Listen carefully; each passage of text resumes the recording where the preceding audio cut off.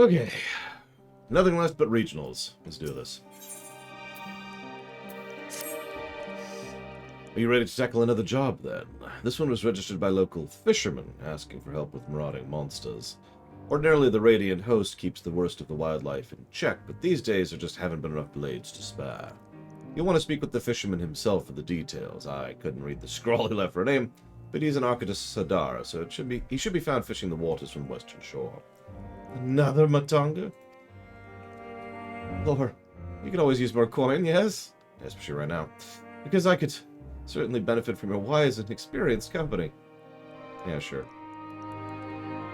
A fine pair of hunters we shall make. Come, let us speak with this Arcasadara fisherman, named Hazardous Materials. I always knew you were secretly an elephant. All makes sense. Good morning, Hazardous. Good morning, Blade Taval.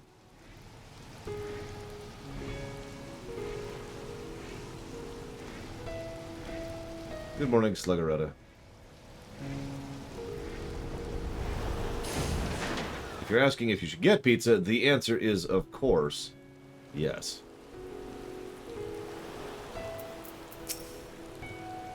Aw, poor old ghoul. Good morning, Gundinium. Come to take care of the monsters, have you? About damn time. Fine when we're on the water, of course, but even a fisher needs to walk on land every now and again. The trail grows more perilous by the day. Managed to sneak through without a scratch so far, but my friends haven't been so fortunate. Talk to the others around here. I'll tell you. I might need your help, Lore. Speaking with Arcasadara is still challenging for me. Well, let's go. Should we do this together again? Yes, yes, fine idea. Well, let's see what we got here. Don't worry, this one is not a Matanga. Want to hear about monsters? I saw 3 ugly brutes on my way from Akyali to Yedlamad. Never seen the likes of them around these parts before.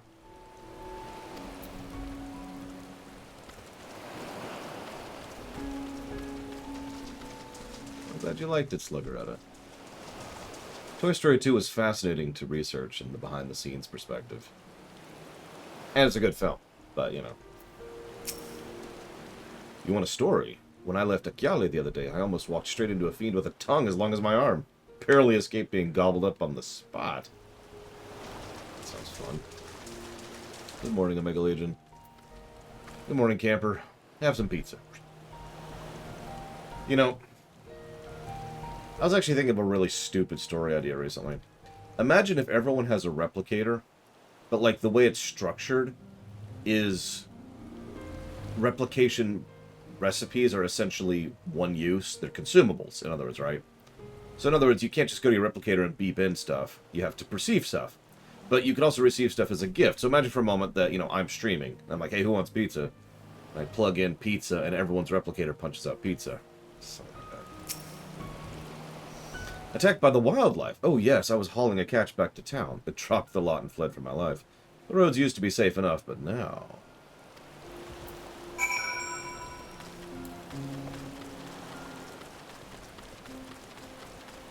Listen, silly idea. I don't know what Vancia is, or magic, or anything.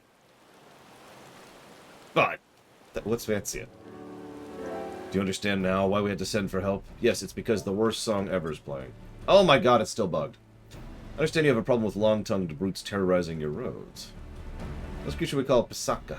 Without the army sending out regular patrols, it seems the inland monsters have begun expanding their territories.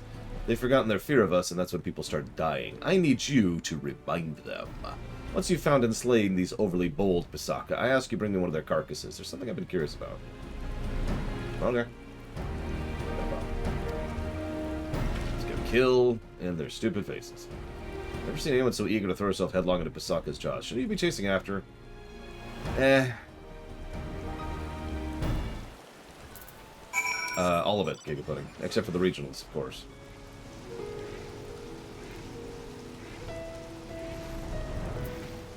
Oh, right, Solidia. Yeah, yeah. I actually do know what you're referencing, I just didn't know the term. Well. Oh, there she is.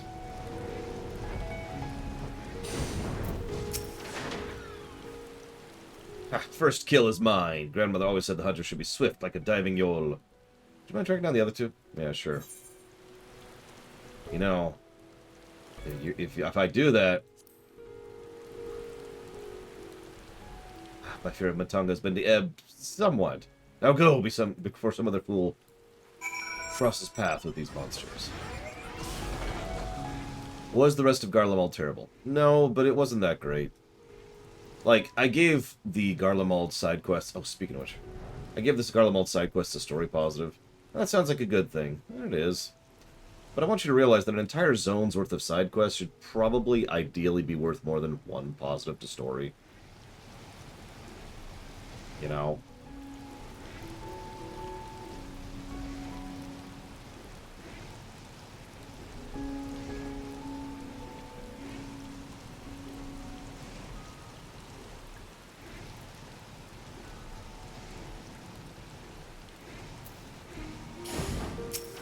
It actually makes me wonder. And one thing I've really been wanting to do, and obviously kind of can't do, is, you know, do a zone in WoW. Just a regular zone. Something that's not super story relevant, you know, like Lock the Dawn or something. And just see how well those side quests fare in terms of positives and negatives. Of course, I don't really have the ability to do that, and even if I started playing WoW, I'm pretty sure my viewers would, you know, kill me with sticks, so... In the interest of not being stick-killed, I will not do that, don't worry.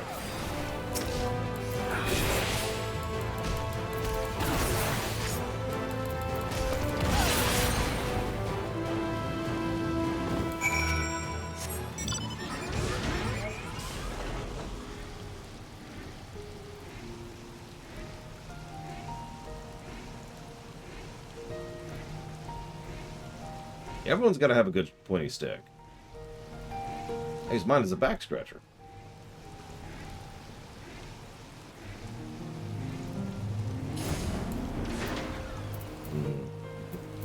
Bard. I'm Bard right now. Yeah, you are. Your friend is stronger than she looks. We had to load the carcass onto a boat to carry it away. What about Pisaka's packmates? You find them? Yeah, they're turbo dead. I guess they're not, actually, but whatever. Of course he slew them. Songs of Lor's deeds are sung across the steppes. My aching arms would like to know why you wanted the remains, though. Why else? To make use of the pots. Scales can be spun into silver. The meat will fill our pots. The bones and teeth we can craft into hooks and other tools. We kill not for the sake of killing, even murderous monsters. The two bodies you left behind will serve as warnings to the other of their kind. If it keeps them away, no more blood need be shed. It seems our tribes share similar customs when it comes to using every part of the kill. As grandmother always said, be not wasteful of the lives you take to sustain your own. You're so very different from your kin, the Gajasura. Oh, that's why you've been avoiding my gaze. If your only experience with the Matanga has been our brutal cousins, then you'll find the Arca Sadara an agreeable lot by comparison. Might even make them be friends, huh? Here's your payment.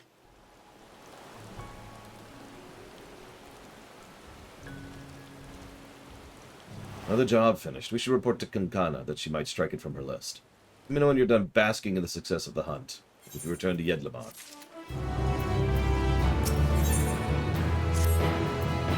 Ready then? I've been counting the contents of my coin purse. I have enough by passage on his ship, but as for other food and supplies, I'd feel more comfortable with pay from one more job weighing down my belt. You can see me through just one more, yes? At the very least, let's return to Kankana to see what else she has to offer. Show me how fleet of foot you are, champion. Yeah, sure thing. Here is how fleet of foot I am.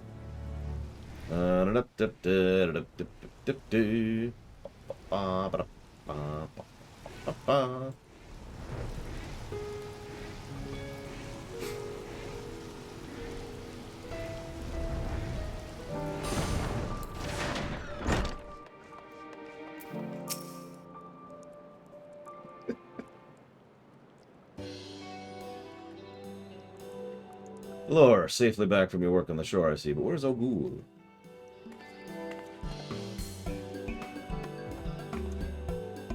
My coin purse. Some slippery son of dough snatched it from me, brazen as you please. I lost sight of him in the market along with all my worldly wealth. How might I pay for lodgings or food? Already my belly cries out in protest. You poor thing. After all the good work you've done for us, you'll stay with me tonight, I insist. You would take me in? Oh, I saw that. You looked me right in the eye. Finally warming up to us, Arcasadara, are you? I could barely see you through the tears. But yes, I can stand to be in the same room as a Matanga. Some of them, anyway. Well, I'm glad to hear it.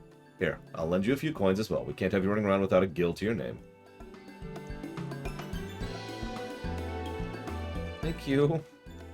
In fact, why don't we head to my house now? You can fill in that complaining belly of yours. You're welcome to join us, Lore. I was gonna go get the thief, but okay.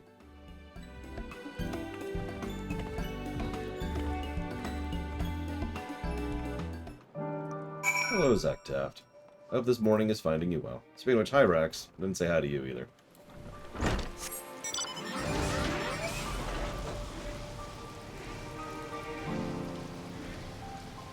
By the way, just because I'm curious, is anybody else hyped for 6.1? Because after we finish the regionals, that's it.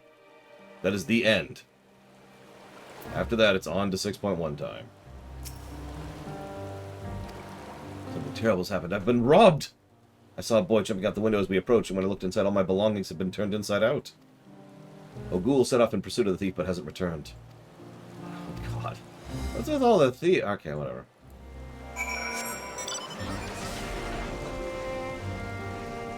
Oh, excuse me.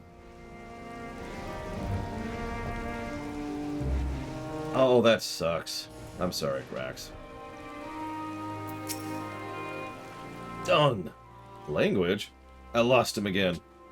I swear it's the same Huron boy who went off with that coin purse. Size, clothing, and all matches. I was willing to cut my losses and earn more guilt, but this is an insult to my host. It will not stand. Grandmother always said to repay one's favors, and by the Dusk Mother, I mean to do just that. Will you help me get justice for Kangana? We started asking around for more information. I have a feeling we're not the only ones who have fallen afoul of this thieving urchin. The swifter we act, the better our chances. I say we split up, gather what clues we can, and meet back at Kangana's offices.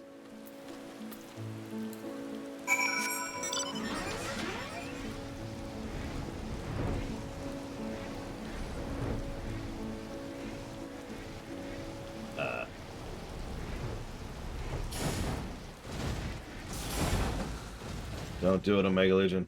Don't go to sleep. Tell you what, as soon as I finish this chain, I'll switch right over to Elpis. Even though it's completely out of order. But, that way you can see it. How's that sound? This is secondhand information, mind you, but I hear the thief you're looking for is barely more than a child. Sad, isn't it? How terrible things have become for a young boy forced to live a life of crime. Forced to live a life of crime. Interesting, interesting. I think we found our new Robin.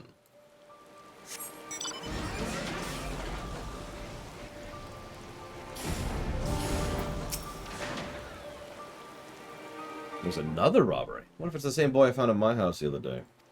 He yelled he was sorry, and when I saw the desperation on his face, I just didn't have the heart in it to chase him.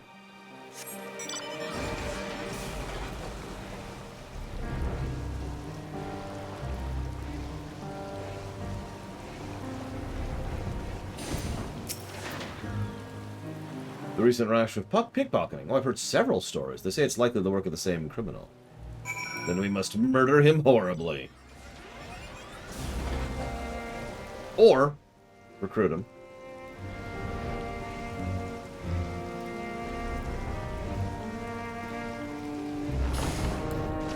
Good morning, Linnea. Well, champion, what have we discovered? Explain. Oh, that's a good idea. Recruit him, and then when his guard is down, murder him horribly. Our tale was a familiar one, and what I heard from the local children was even more disturbing. They tell me a man, a stranger, promised them... Oh, jeez. With the promise of work and easy coin. I have no proof this offer is connected with the recent robberies, but it does seem suspicious. And if the stranger is truly recruiting young ones to steal for him, then he is the one I would punish for these crimes. We just need to find him first. I was saying, are we having a, Oh, what's the name of that asshole in, Pinocchio? Recruiting kids to do his dirty work. I guess that's kind of different. I feel like there's a story somewhere where exactly that happens. Anyways. Oh, right. Real-life Britain. Radzat Han closed its gates and left many struggling to make a living. And the appearance of that ghastly tower sparked a chain of events that still has the Radiant Host spread too thin on many fronts. Under the circumstances, a raise of crime is to be expected. We are fortunate, then, to have the two of you to act as our law-keepers. So please, accept this as payment. We cannot expect you to work on an empty stomach.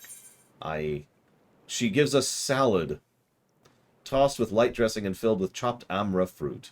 That actually sounds really good. I haven't had a good salad in...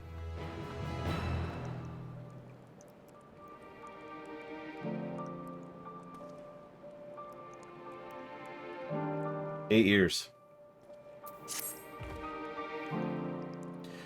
A new hunt begins. Come, we must track down the one behind all of this. We're still not sure if the stranger's involved in the robberies, let alone where to start looking for him. There's a simple way to find out. We lure our boy thief into stealing from me again. If what we suspect is true, then he will likely take any ill-gotten gains directly to his patron. So, I will play the part of the unguarded traveler, flaunting a heavy purse or some such. Law, you keep watch for the pickpocket. Be ready to follow him when he makes his move. Should he lead you to some shadowy figure? Herd... Does it kill him? No. Herd them both to the west. I will circle around and be lying in wait to spring an ambush. It's really quite clever, Ugul. I'm impressed. She's from the steppes. If you want to catch a big fish, don't spare the bait. The same applies to slippery criminals. Right then. Let's take our places in the squares and lay our trap. I'll try to make the lure something obvious so you can see it being stolen from afar.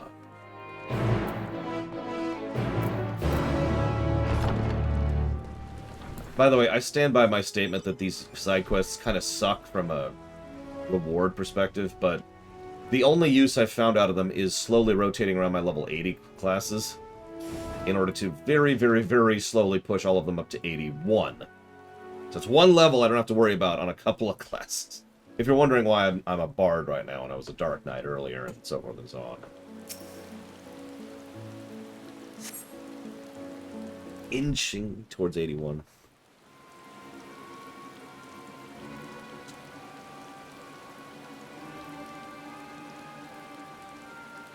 That is a nice looking sword.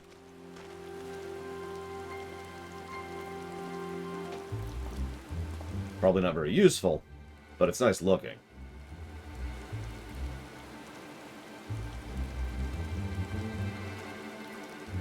Behold, the evil one. Actually, that's probably not true. Probably because most of the features of a new expansion don't unlock until expansion level +1. Like, you can't go to Boja until 71, for example. That's just presumption. I'm not actually sure if that's true or not.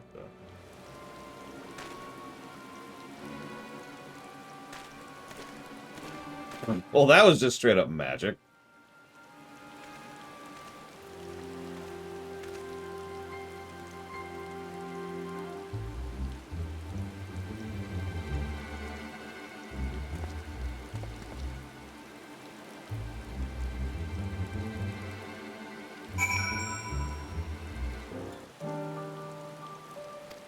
Oh, goody, a tailing mission. God, I love tailing missions.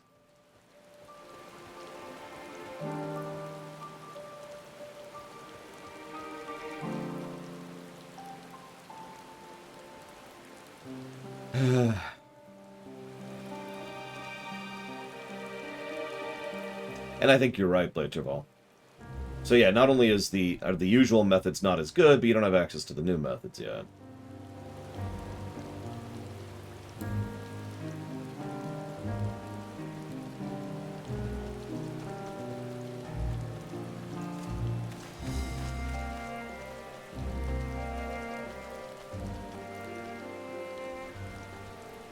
Nothing to see here. That turns out it was a bomb.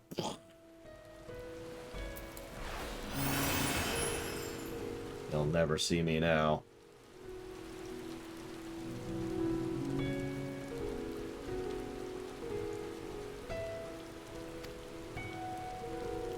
Okay, that wasn't too bad. I've only been giving negatives to the tailing missions on a case-by-case basis. Like, that one in Garlemald can go right to hell. Wow.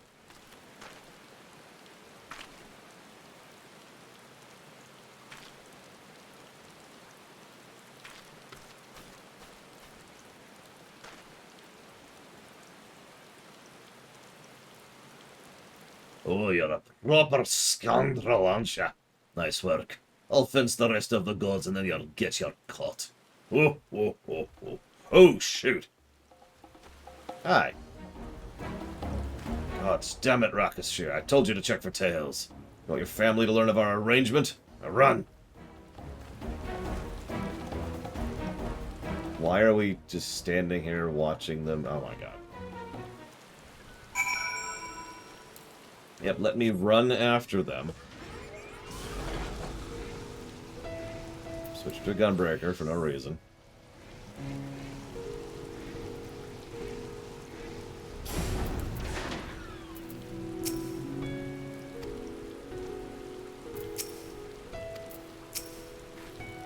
My apologies, Laura. I intended to circle on his plan when I heard how he yelled at the child. My rage could not be contained.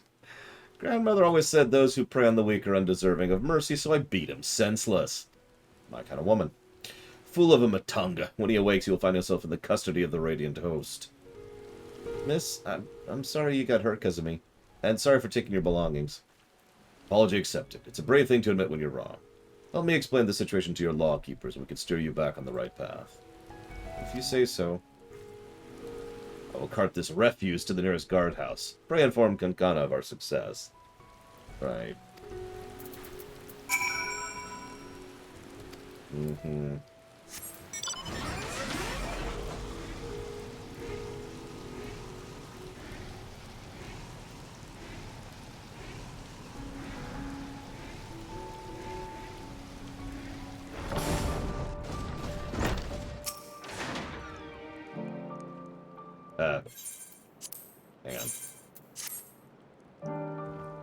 Hang on.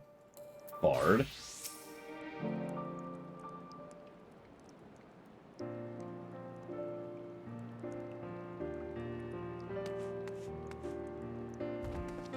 Oh, Ghoul. Is everything alright? Lord told me what happened. You see, I learned something today. They began interrogating the man before I left, and he was blubbering about where he stashed his stolen goods. Soldiers planned to recover the cash and return the items to the rightful owners. Praise be to the sisters. There are certain personal articles, things very dear to me that I thought I'd lost forever. Oh, I should mention Rakashir, our boy thief. Seems his parents were out of work and begging for scraps. His crimes were of necessity, and after seeing the considerable remorse he showed, I decided to let him keep the coin he took from me, as well as my share of the reward from the Radiant Host. As grandmother always said, children are the greatest treasure of all. I can hardly let him and his family starve, now can I? You realize you're right back where you started, though. I can earn it back easily enough. And since I have tamed my fear of the Arca Sodara, there's no need to rush. I'll take my time and explore the wonders this island has to offer. Thank you, Lord, for staying at my side this long, but I think I will continue on alone. Speaking of which, do you have any new tasks available? I have the perfect job for you. I actually have business with the employer myself, so we can head together if you like. See you around. Now to Robber Blind. There you go, Lord. I haven't forgotten your half of the reward. May your adventures be many and your hunts successful. I mean, I killed Despair, so I think I've peaked, to be honest with you.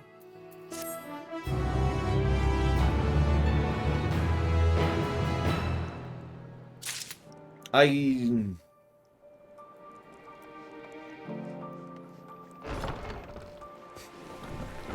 think that's it, actually.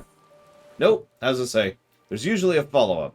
But I promised Omega Legion I'd switch to Elpis. I'm going to switch to Elpis really quick, which is over here.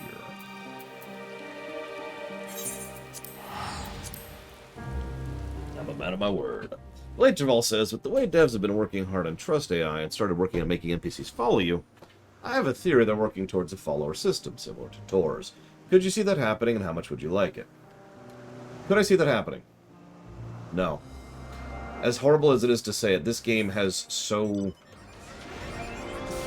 many issues with making that actually an executable thing.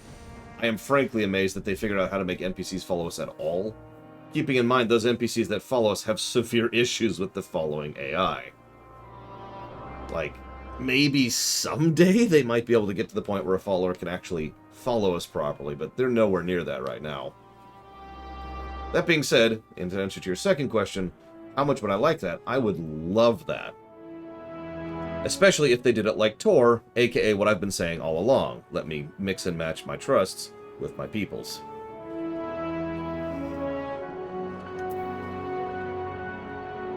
What do you mean numbers, Trihexia?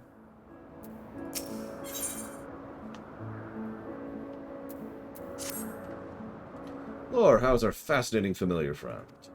What is it about you that ignites the observer's soul? Well, now that we've been properly introduced, maybe you could tell us some more.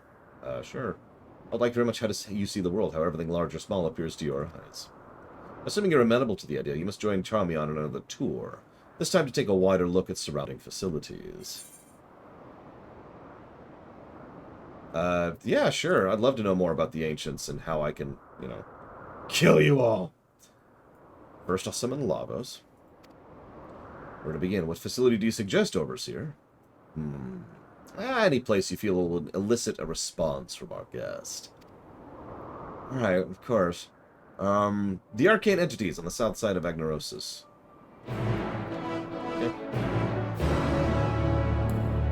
So you're asking in sheer terms of quantity of quests, then, Trihexia. So this game has less side quests than some MMOs I've played, most notably Lotro, which has an absolutely ridiculous quantity of side quests, to the point where it's actually to the detriment of the game. An otherwise good game, smashed into the ground by the sheer quantity of quests. But that being stated,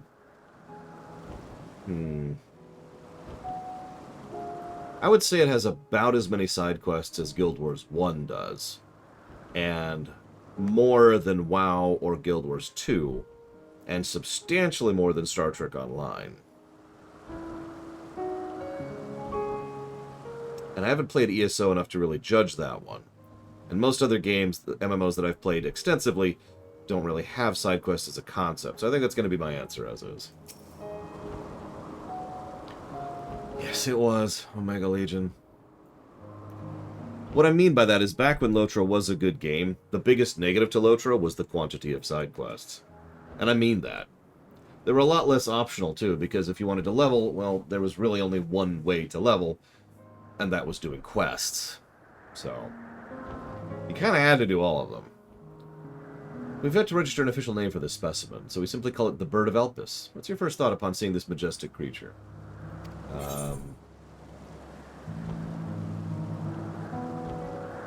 It's a bird with like a flower face. Oh no, I'm wrong. A flower head.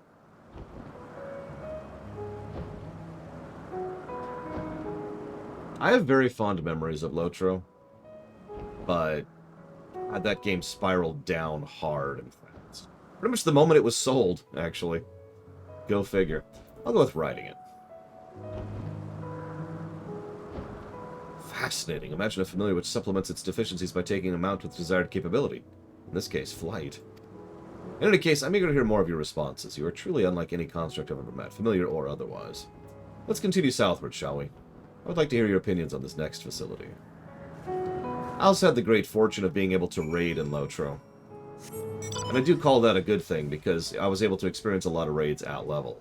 Including the one against the Balor, whose name I can't think of. And, the Watcher in the Deep, which is a great raid. Mean.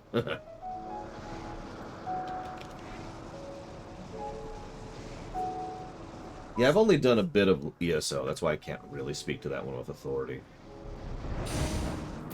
That was a bit loud. Let's see if we can make that a little bit quieter.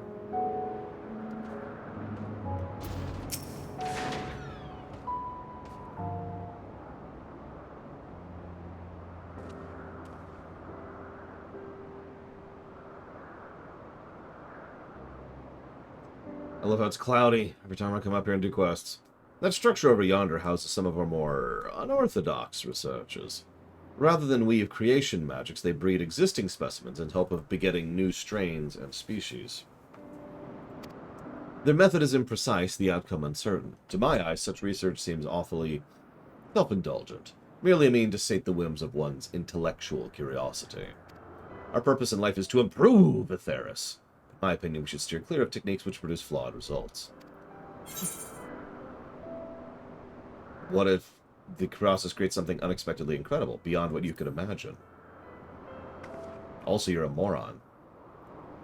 A serendipitous discovery? I suppose it is possible. Thank you. I thought to broaden your horizons, and here I'm realizing how narrow my own views can be. Hardly a desirable quality in an observer. Time for a spot of rest and reflection, I say. Shall I move on to the morning dew? It's favored by many an observer for its calming tranquility. The moment I finish the regionals, I'm probably going to break for lunch. It depends on how long it takes. If it's like an hour to 2 hours before the lunch break when we finish the regionals, I'll probably go ahead and break for lunch. If it's earlier than that, we'll just go ahead and jump into 6.1. If it's later than that, we'll definitely break for lunch and then go into 6.1. But I don't know how long these will take. Because there's like 4 in Ultima Thule, there's 3 here, and 3 I think in Garlemald. And I believe 1 on the mode. And all of those have a follow-up.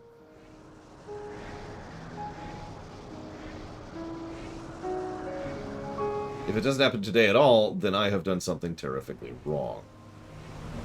But I can deal with that if I have to. Welcome to the Garden of Respite. You can tell because it's all concrete. We can explore more of it later, but first, I want to hear what you think of people, of us. I've often sat here musing upon the nature of our creations, and wondered how a familiar might perceive its creator. You are as deities! I don't understand you at all. No, we're not so different, you and I.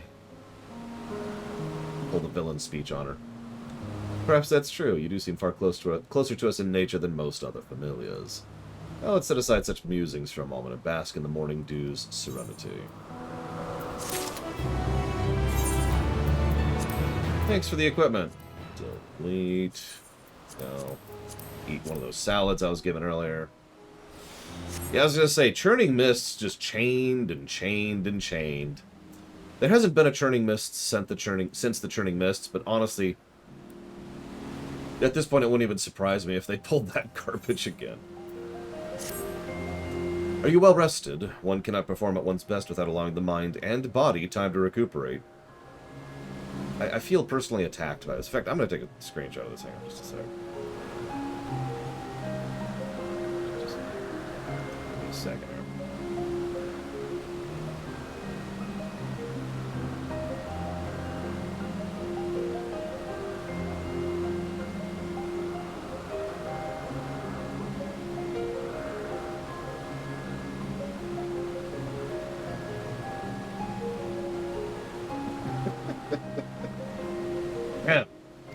Here on this place, we often encourage one another to nap, or partake in some of the fruits we grow.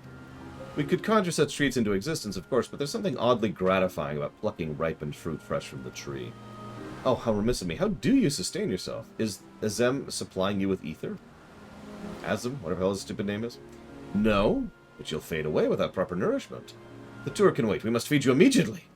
Would you mind picking some of the white blooms to the west of here and bringing them to Overseer Sockless, the, Archistratus flowers, we call them. I'll have everything we need by the time you arrive. Is this another salad? I just had a salad. Well, people are making poetry, like you do. That's a good point. Azem is technically feeding me right now.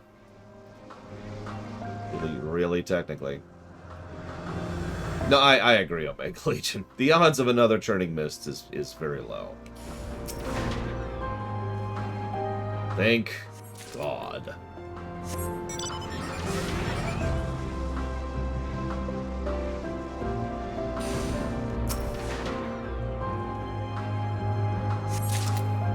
The only thing I could say positive about the churning mist is I will never have to go there again. Unless I ever do the Moogle chain.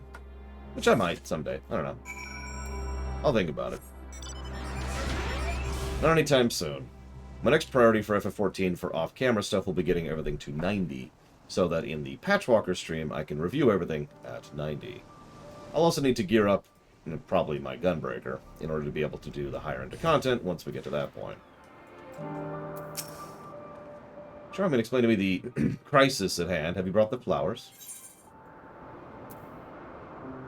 The bloom appears to be edible despite not being a lifelike sugar-laden confectionery. What? You eat flowers? Yes, these are the ones we need. I'll add up them to the fruits from Charmion's basket. We'll soon have an ether-replenishing beverage for you to join. 'Tis a work of but a moment.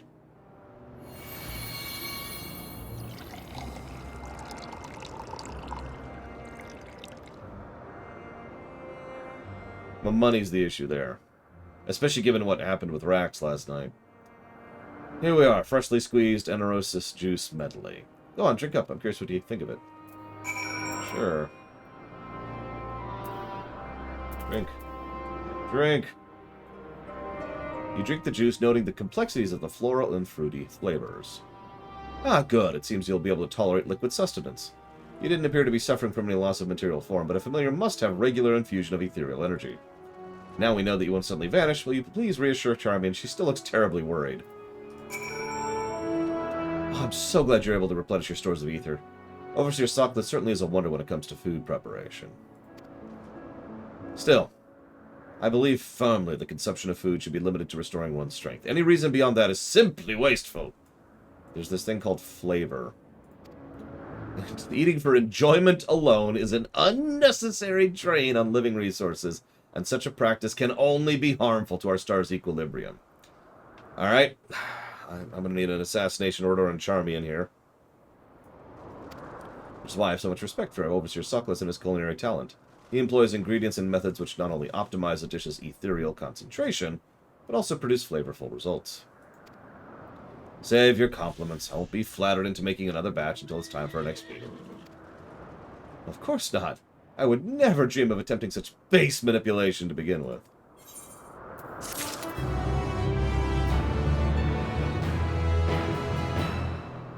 The Churning Mists is the worst zone in this entire game. I am not saying that hyperbolically. The Churning Mists is this zone right here. That's the Moogle colony. That's where Heist Velgar is. Somewhere up there is Needhog. And, yeah, I meant the housing thing. And the side quests in this zone are the worst that I have encountered. The actual worst. Just... oh my god, I have grown to hate this zone because of how much time I spent here. Literal hours off camera. Just chaining.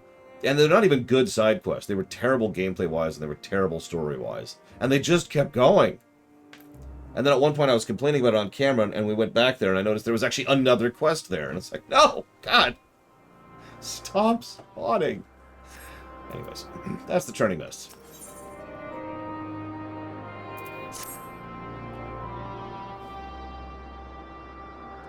Lore, I feel we've grown to understand each other. I will not have sex with you. There's one last thing I wish to know. I will not have sex with you! As you've seen, our purpose is to improve life on this star, and we have our own way of approaching that purpose. Familiars, too, exist for a reason. A very specific one.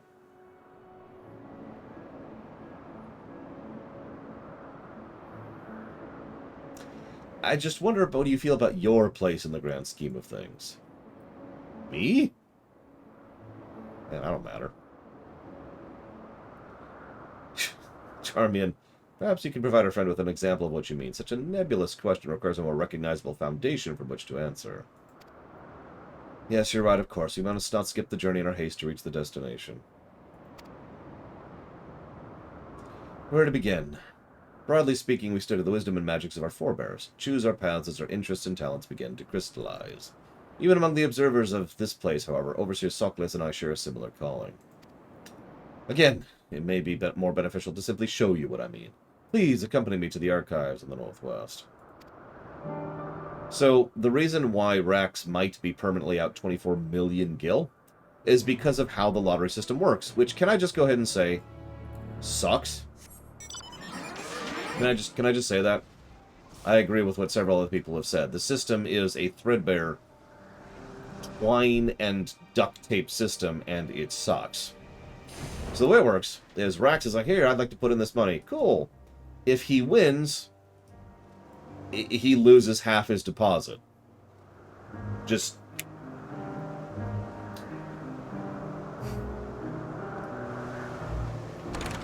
There's other things about it that suck, but I really don't have to say anything else other than that, I think.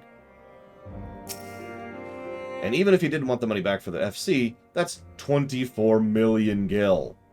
That's not a small amount of cash. Which could go to anything else other than being eaten by reality. This is where we keep all our administrative records.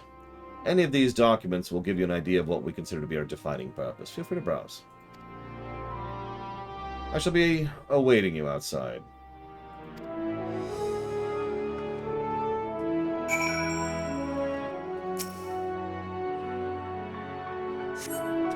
This is a book containing observation logs. The name Soclus is written on each of the spines. This is half-finished observation logs by someone other than Soclus. Let's see. Today there's an incident involving the hippocampus. The creature is extremely territorial, and 4 observers sustained light to severe injuries from water-based magics as a result of their perceived intrusion into its domain. A report has been sent to the Words of La Habrea outlining the dangers inherent in continued observation of their nominated subject, and the intent to shift our focus to the smaller, considerably less aggressive hippie.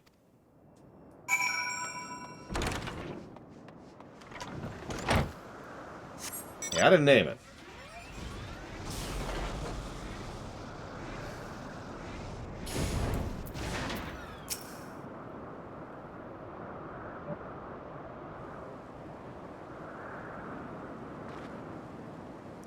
Lord, did you find the observation logs enlightening? Sort of.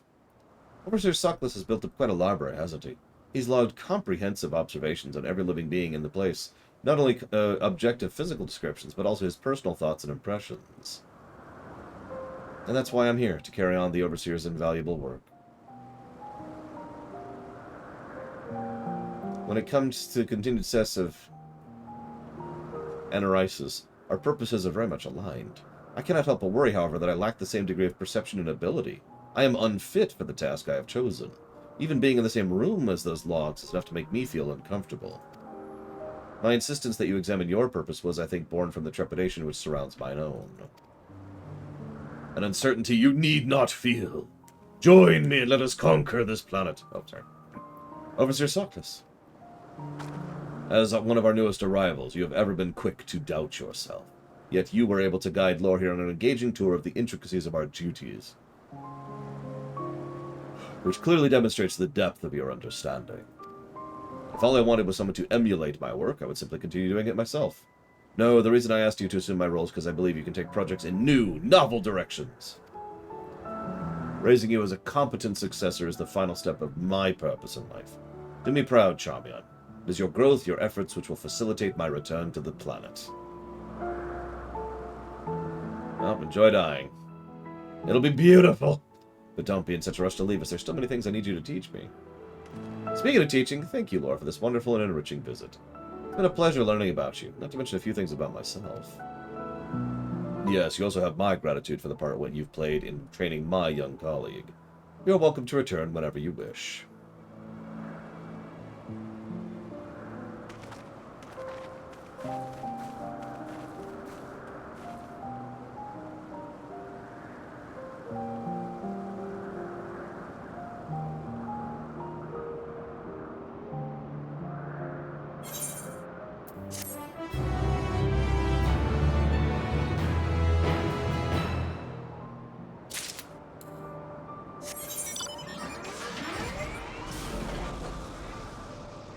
I guess it's faster to do this.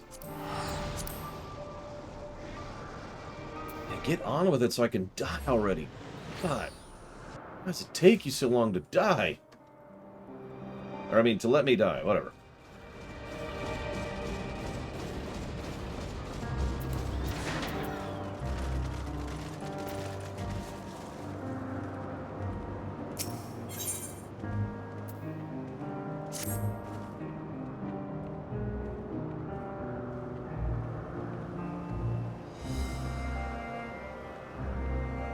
I'm so pleased you're willing to join us in further research. Thus far, you have noted this Alrosa Galecat's response to stimuli. However, the Gale Cat has one very special capability. Aren't you curious? You'll be pleased to know I have dispatched one additional Gale Cat to fly about the 12 Wonders, then. If she is working as designed, the phenomenon should be clearly observable. I expect you'll be able to collect evidence of it from my fellow researchers. Okay, let's go collect evidence.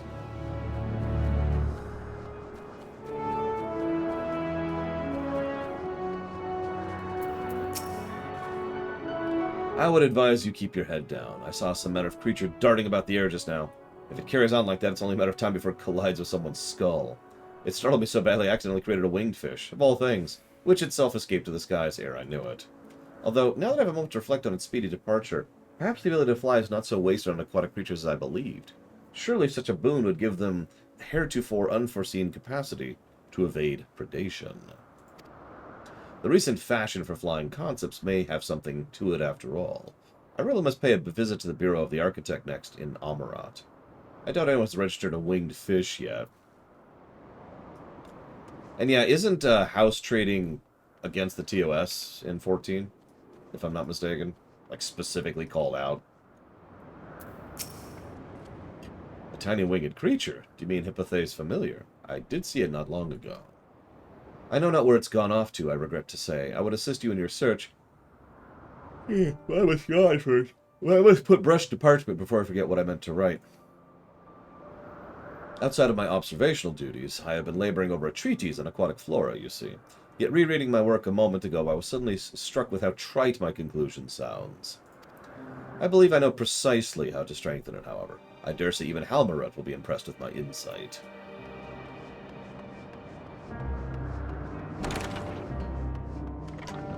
Speaking of which, we're doing treasure dungeons this evening at some point.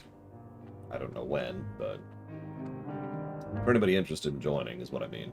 Isn't this the most darling familiar you've ever seen? Behold its soft, fluffy fur, its pudgy belly, its charming bell, its eyes that gaze imploringly to the very depths of your soul. Makes you want to dismantle it and gobble its adorable ether right up, does it not?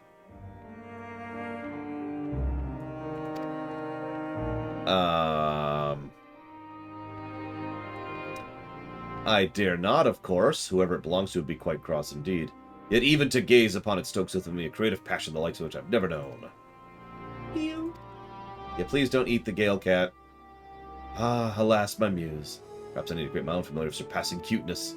And to eat, don't eat it! Jesus Christ, people.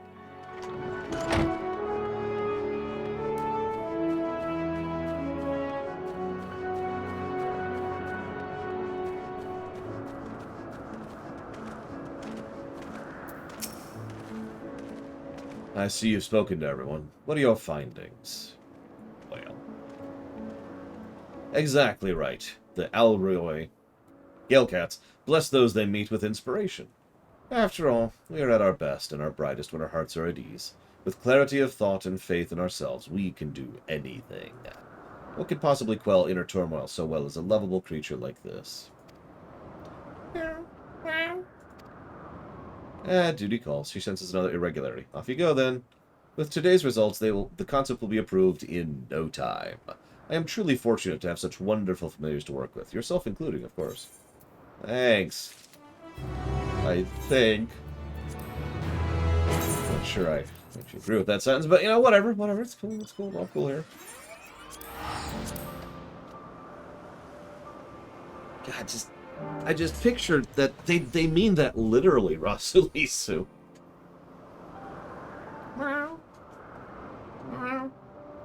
What are treasure dungeons? Well, watch tonight and we'll show you what a treasure dungeon is. Easier to show than to tell. Oh, right, we're not doing that one, so it's just this one now.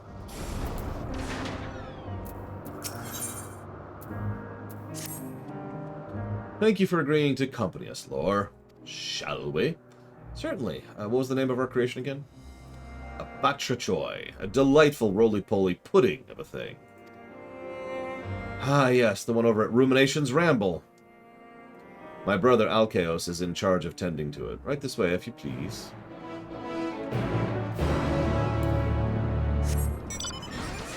I say, I don't think you have to unlock treasure dungeons. You just have to be present.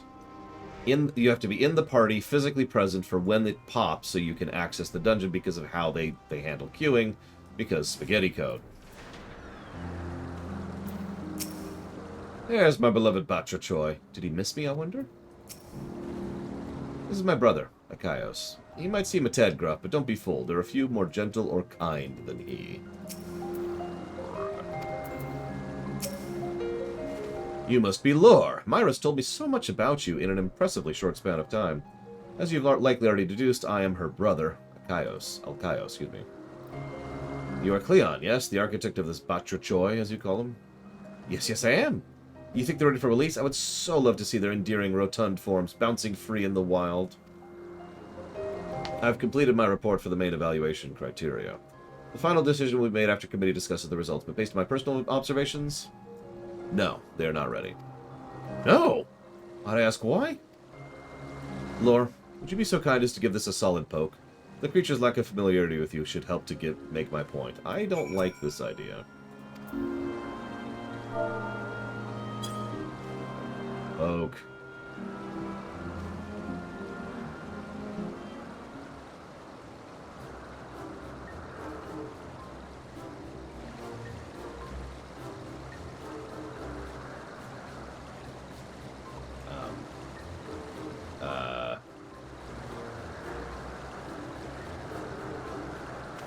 See? No response to external stimuli. The creature is far too placid. What was the concept behind Batra Choi, a defender of water sources?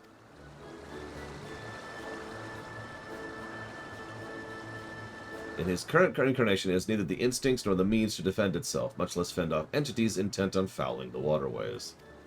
I cannot in good conscience certify a subject so poorly equipped to carry out its intended purpose. In fact, I suggest you redesign the concept entirely. Ah, thank you for your candor. I was so invested in this darling ball of pudgy flesh. Such a pity. Oh well, time to kill it. Lore, as Azim's familiar, you must have seen your fair share of the world and its inhabitants. Without altering its physical form, what do you think it could do to become a more effective guardian? Well, it could use its tongue to grapple opponents, and then do a slam attack. Which is what they do. Because they suck. Brilliant! What an innovative mind you have, Lore. Right. That may suffice. The introduction of an effective offensive measure could well tip the scales towards a favorable judgment. Truly, then I shall modify the concept at once! May I bind this one home with me? Once I finish making necessary judgments, I'll resubmit my request for observation and evaluation. Yeah, apparently I gave them the ability that pisses me off so damn much. Sorry, everyone. It's the closest thing this game has to the daze mechanic, and I hate it. In fact, it's happened on stream. During this stream, there's been a time where I was mounted. I was going da da da da da, and all of a sudden I was just suddenly 50 feet back this way. Thank you for your creative assistance, Lore. I knew bringing you along was a good idea. I almost wish I could have had you. Sorry, my nose is a little stuffed today. Truly low in oxygen. I almost wish I could have you as my own familiar. It's a shame Azim hasn't published your concept for the world to see. But seeing as you're here now, would you mind letting my talents do a little while longer? There's one other creation of mine I may feel benefit from your unique perspective. Alright, what other horrible creature am I about to make worse? You've chosen to stay then. Wonderful. I realize we've only just met, but I feel such a bond with you, Lore. Mass-produced Warrior of Lights. Ah! There's one more concept I need to finalize, and I can think of no other entity I'd rather have at my side during these ever-so-worrisome evaluations.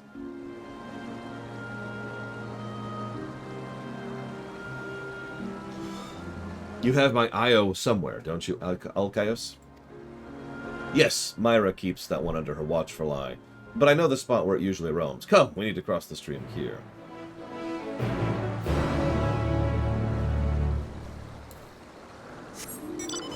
Yeah, I need to show off Americ when we get to the 6.1 stuff. I've actually already seen Alize and Alphino too, although I, didn't talk to him yet for obvious reasons.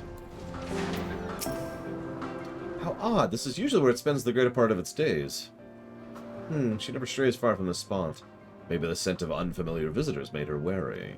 Let's split up and try to find her. It's a shaggy, four-legged beast with rather majestic horns.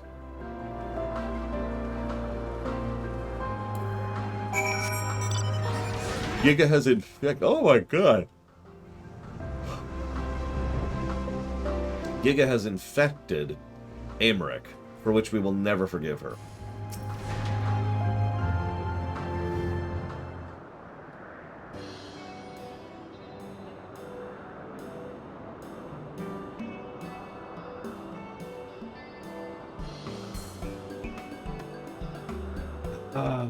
The IO.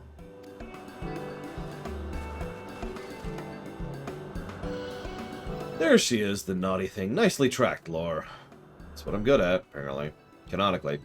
Hello, my lovely. Come to Myra now.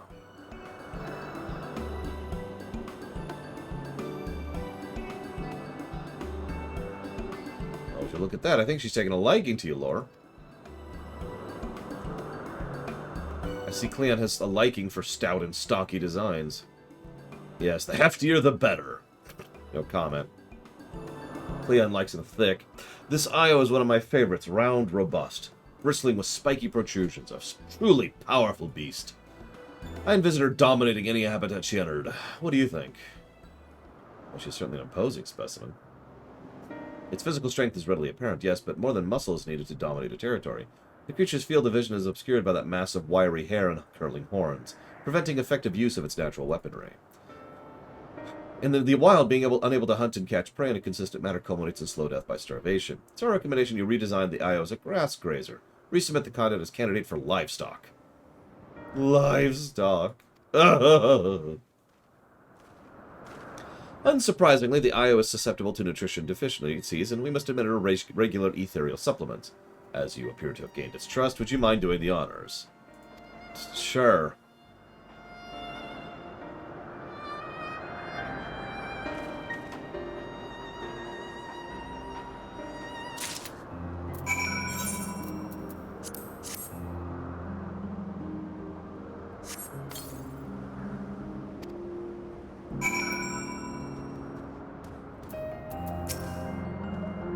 Supplemental ether is absolutely essential for such a poor hunter. We wouldn't want it to collapse, now would we? Such a good-natured creature, which is part of the problem, I'm afraid. Thank you for tending my creation, Lore. My IO would likely thrive as a livestock animal, but I did so dearly want her to become an apex predator. Oh, maybe there's still hope. You have an eye for these things. Maybe you can make it even worse.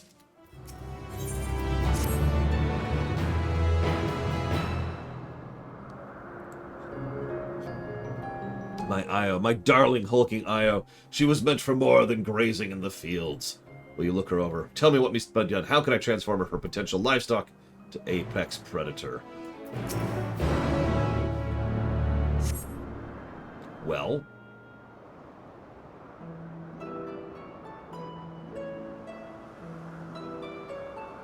I don't recognize this one, unlike the damn frog. Yeah, apparently this is something from the past, but I don't remember this one.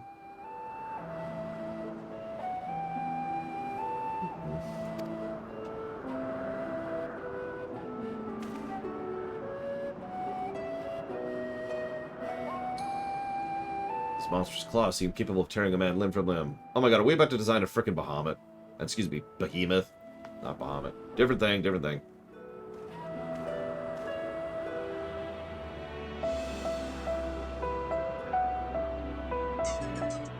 Damn it, I keep forgetting to turn the volume down. Even with the IO's limited vision, one swing of its muscular material will be enough to shatter bones. But for true dominance, it needs something more. Something overwhelming.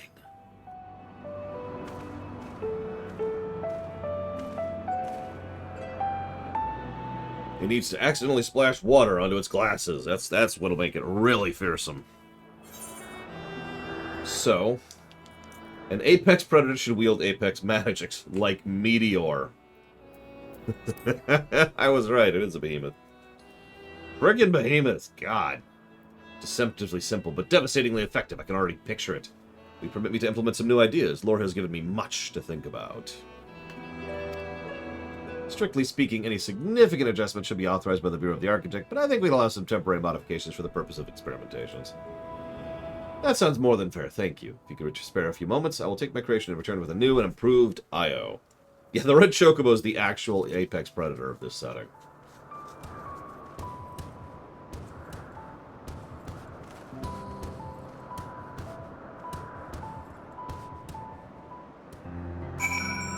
Damn it.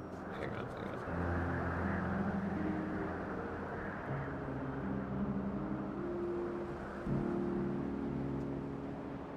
Yes, Giga Pudding. It was always mean. Yeah. This is what you get for wearing the pig outfit. If you hadn't worn the pig outfit in the past, I wouldn't have created the behemoth further in the past.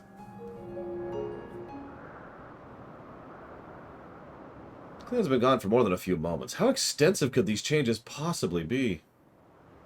It is done. Behold! Yep.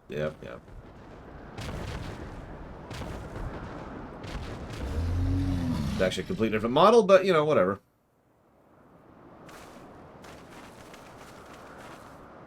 So we invented irritation and frustration. That's great. Well, you've been busy, haven't you? Lore's advice began the process, and then it became difficult to stop. I just had to keep crafting his flesh. After pruning the horns and the hair, I reinforced the talents, moved on to arcane ability. She can now cast Meteor, as well as Charybdis. Surely now my Io stands as the pinnacle of predators. In all my times as an observer, I've seen many a creation, but this concept ranks in the highest echelons. The strength inherent in your Io is more than sufficient to ensure its domination. Wonderful! I shall submit my refinements to the Bureau at once. I think this new incarnation requires a new name. What do you gotta call this thing? Let's call it a behemoth.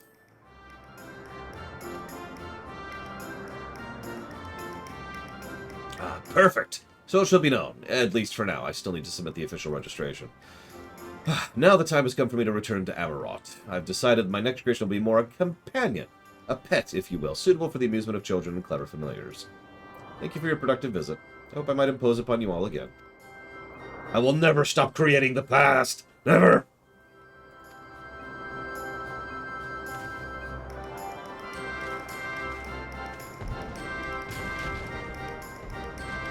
Well, brother, shall we head back to Point Noikos?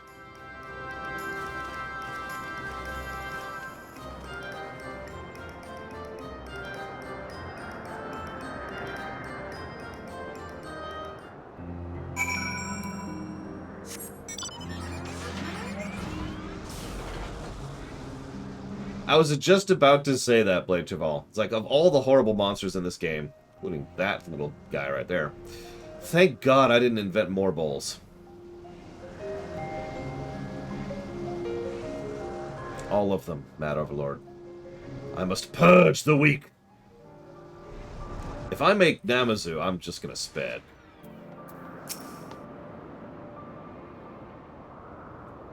Sorry, what I should say is, sickness must be purged. What a wonderful help you were with our visitor, Lar. Even for a familiar of Azem, I cannot help but be impressed by your intelligence and unique sense of creativity. I wholeheartedly agree. Your intervention salvaged some promising but unfortunately flawed creations. You have our gratitude for providing us with such a fascinating experience. Must you always be so formal? Although he has trouble expressing it, my brother is giddy with joy. Thank you again, Lore. While I'm sure your duties as a familiar keep you occupied, you very much welcome another chance to share your company.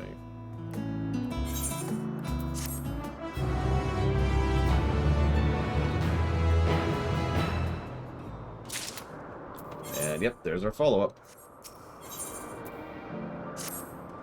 Tell me, Lore, have you seen much of Anarisis? And now to start at 6.1, several hours early. Good night, Omega Legion. So you've met Overseer Sockless, then. He sent my brother a request for aid, and we're just on our way to render assistance. You're welcome to come along if you like. You may be interested to witness the duty which lies ahead. Come along, we mustn't keep the Overseer waiting.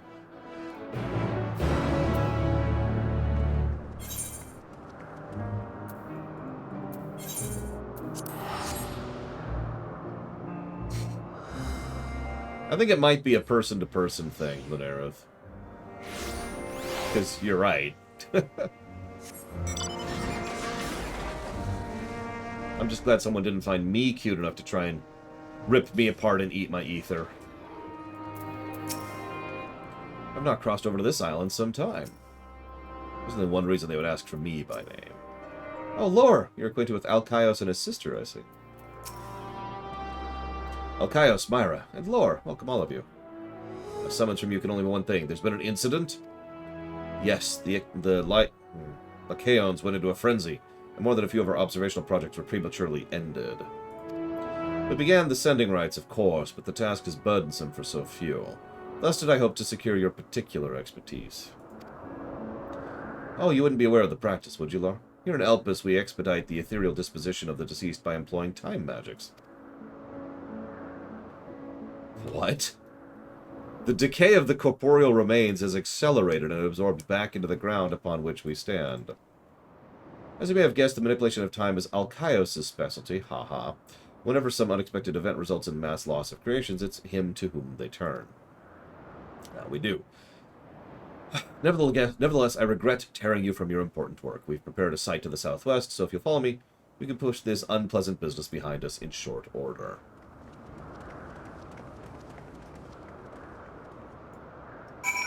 You...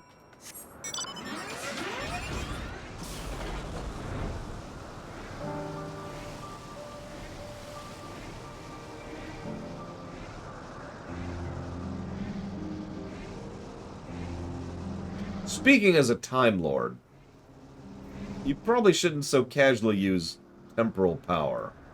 I'm just saying. When you research such an eclectic collection of wildlife, it's almost inevitable some of them meet a sudden and unanticipated demise. The Overseer and I moved the bodies here away from the site of violence. It's easier this way. This is them, the Occupides, which fell victim to the Lycaons. They're still being evaluated, yes. Poor things, barely had a chance to fulfill their design. Their flesh and bones will return to the land. We will ensure their existence was not in vain. Seeing life taken mid-purpose can be distressing. Have you witnessed such an event before? How do you express yourself at these times? Those are interesting options. We'll say the flower thing, because I doubt these people know what a grave or a cairn even is. Namea lilies. A beautiful name for a flower, but not one I've heard of. Wonder if it was recently registered. And you offer these lilies to the fallen. Interesting. We do have a custom of gifting flowers to those we love and admire, so I suppose this is not so different. Perhaps I can prepare some blossoms to take the place of the ones you mentioned. Come with me, Lore. You can help me gather something suitable.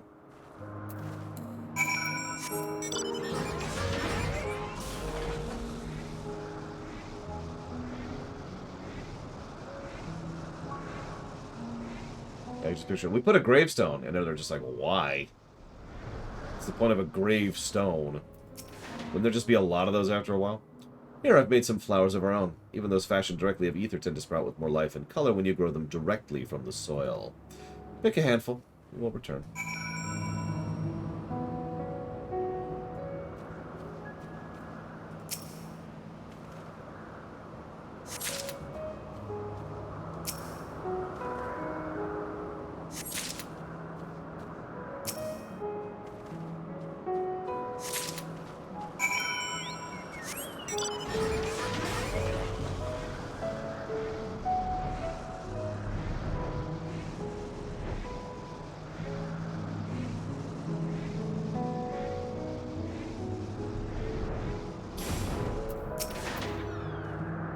Myra's creations were acceptable, I trust.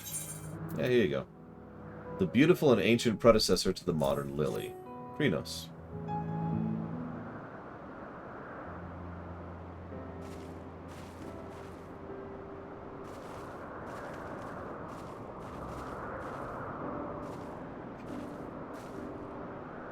My apologies. I may have gotten a little carried away with the flowers. Not at all, Myra. Your effort is appreciated. Alkaios, if you would be so kind.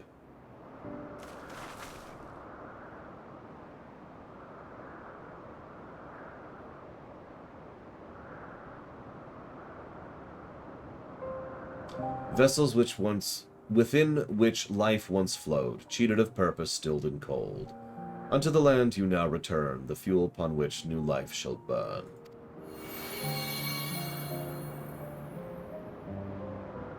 Wait, not me, no! Ugh, plunk. And now I'm an old man. Oh, they don't show it.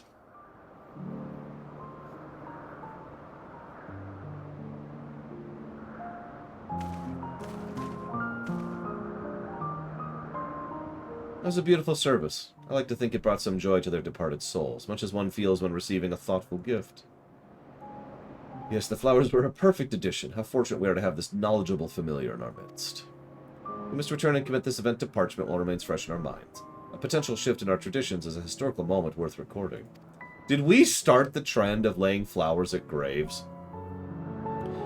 Thank you again, Alkaios. We are ever grateful for your calming presence. And thanks to you, Myra and Laura, not only for attending, but elevating the proceedings.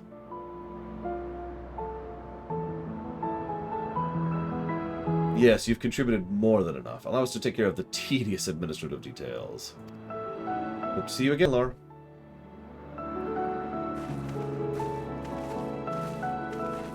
No, I'm not going to stop creating the past.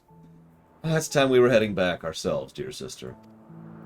As you say. Please, Lord, join us back in Point Oikos. Yeah, the Department of Temporal Investigations is just like, So, hang on. So, hold up. What?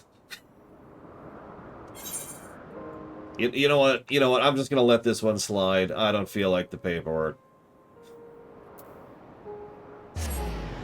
It came first. The flower of the time travel. Listen, I would never abuse time travel. Okay, I would abuse the crap out of time travel, but I would do it very carefully and precisely. Thank you very much. Like a responsible adult.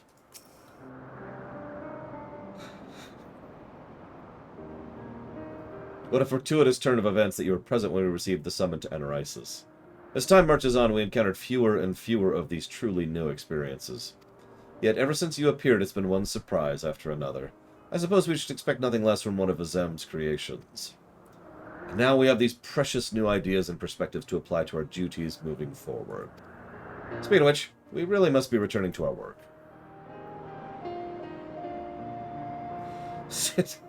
Damn it, Azidus.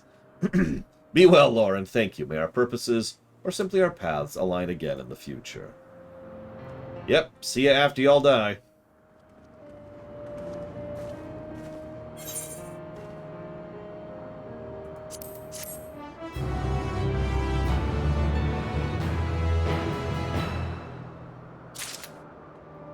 I believe that is it, and I am correct. So what do we think of that little foray?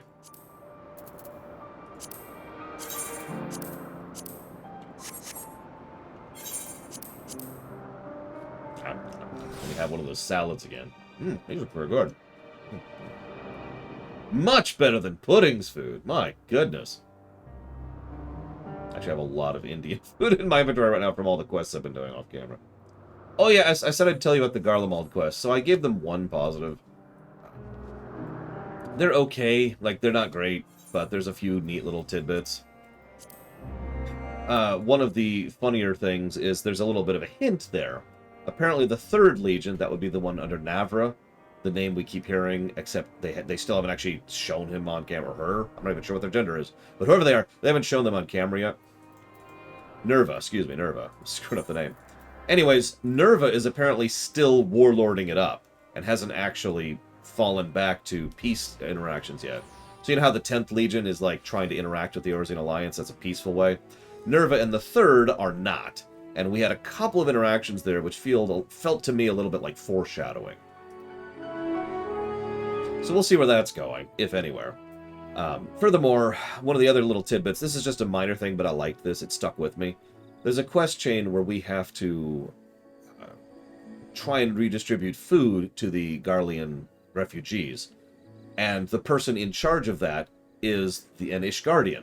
And the thing I like about it is the Ishgardian is used to rations that are good for when you're out on the front in the cold, So she specifically gives us stuff that we can give to the Garleans, which will help warm them up and help keep them safe, blah, blah, blah, blah. It's a neat, it's really minor. There's nothing else to it. It's just a neat little moment of, yeah, here, this should help out. Speaking of which, where's my adventure plate at? What do we got here? What do we got? What do we got? This is terrible. Oh my god! It's the most horrible plate in the universe. My god, look at this. Let's see, I will log in as a gunbreaker. There we go. There we go. Favorite title. The only title I like. It's the one I'm currently wearing. Which is... Oh god, they're not alphabetized. Oh god. Oh god.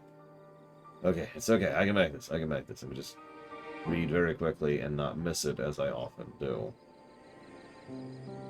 Surely I won't miss it. Surely should. Nope, I already missed it. No! Oh, I've got more. There we go. I have 187 titles. Oh, I can alphabetize them. Excellent. So that should be over here. There it is. Wings of Time.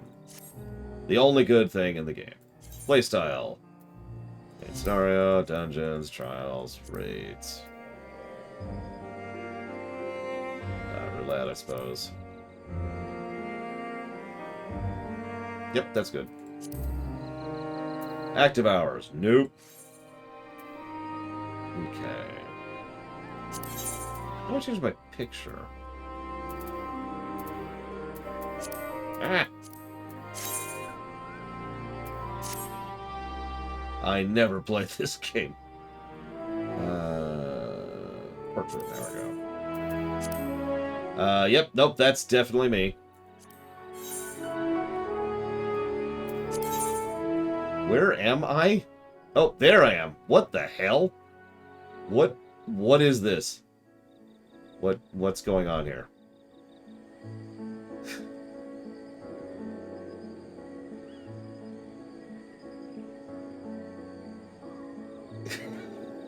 This is...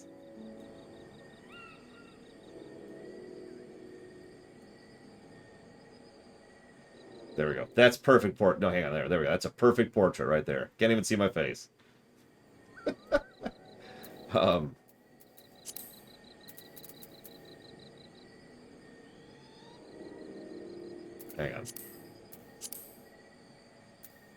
How do I... I don't know. How do I make this do the portrait? How do...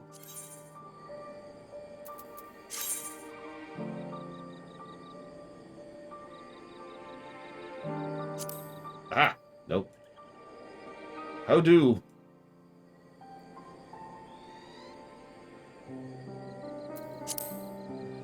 Ha! Okay, so that's terrible, but at least I know how to do it now. Okay, so hang on. Let's switch to a gunbreaker. Let's switch to a gunbreaker. Very important, very important.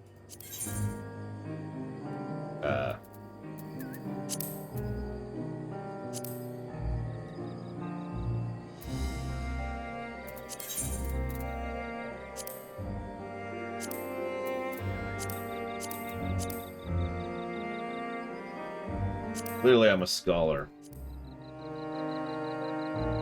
Or a fisher.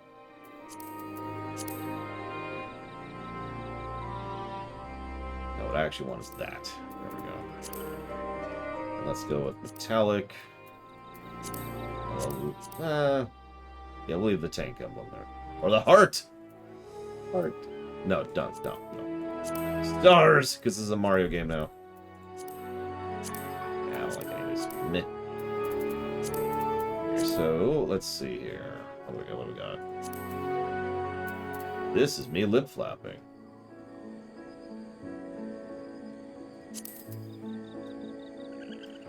There we go. Much better. Perfection in every way.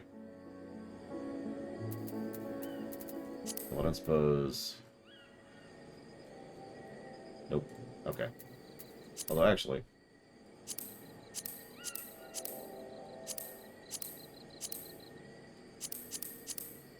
Yep, nope, we're gonna go with that.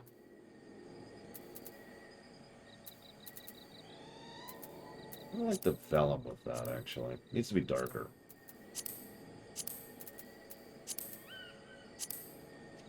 There we go. Much better.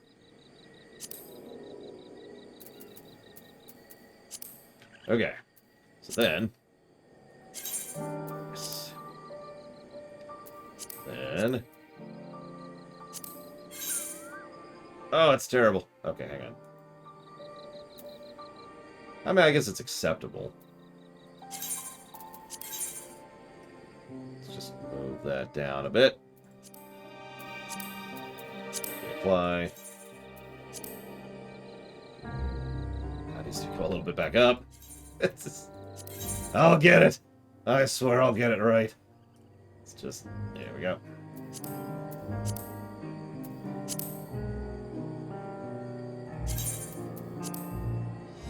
There we go.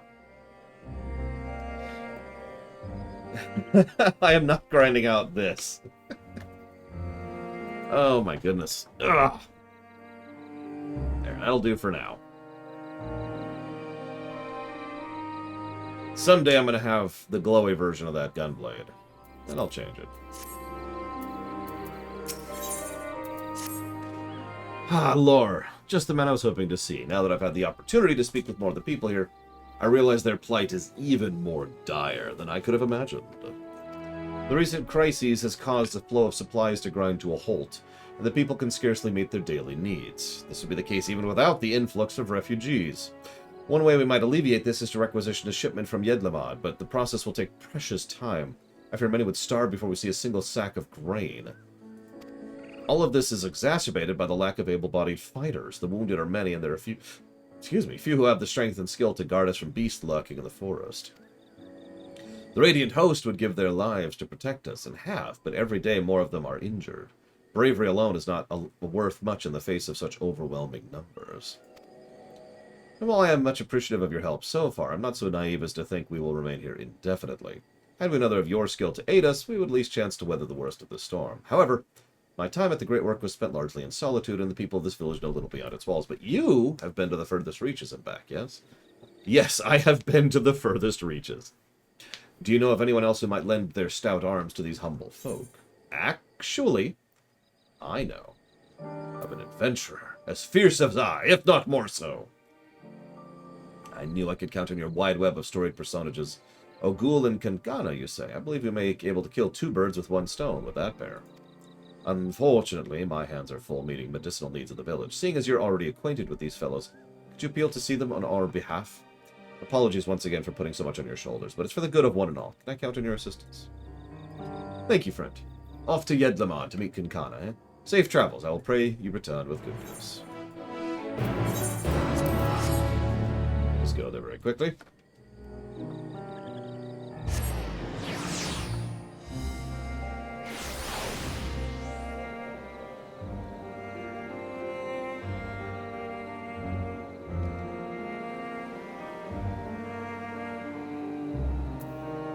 Is this person dead? That person appears to be dead.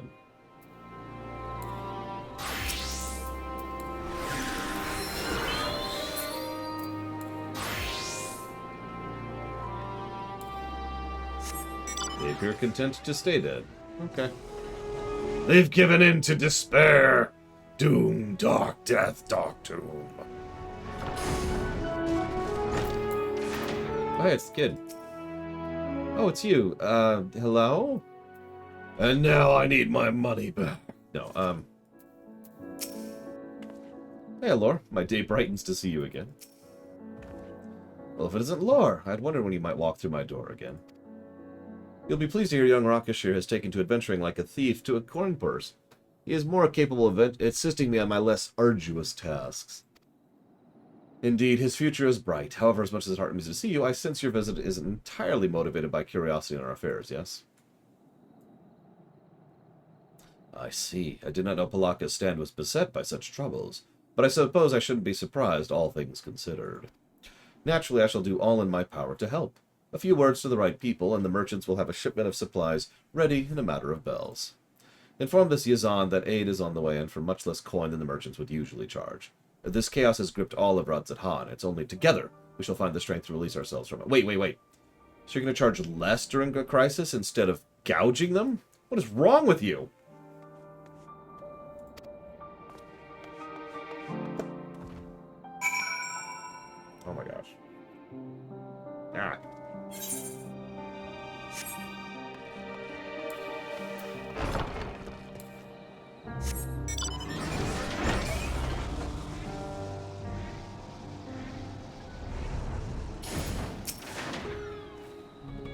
Can Kana make good on her word? Not that I doubted she would.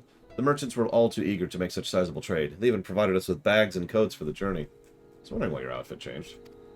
It appears Rakashir will be joining us as well. Try as I might to convince him otherwise, his mind is made up. Hopefully this will prove to be another learning experience for him. My grandmother always did say the road forward is paved with good deeds. The three of us... Oh my god, stop itching! 3 of us shall see no beast lays fang or claw upon these provisions. There are more supplies to come, but they'll be delivered by the Radiant Host. We shall be the vanguard, the harbingers of salvation for Palaka's stand. With that, let's be off. They were never seen again. Wow, okay, so...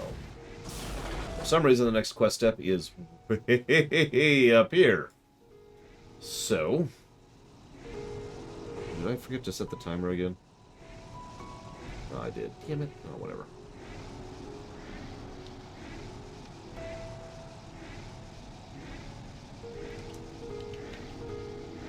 Good morning, Braglin. Hopefully this morning finds you well. What have we got in the questions queue? Let's see. Omega Legion says, why are you so dumb?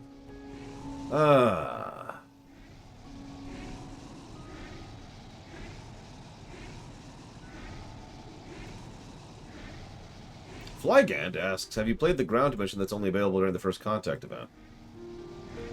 I don't think I have, actually. We've been doing the Mars mission because, you know, it's kind of mindless and kind of easy. It's also a good way to test the build that we've currently got, since, you know, I have a parser, but it's nice to see it in action, see the results, so to speak.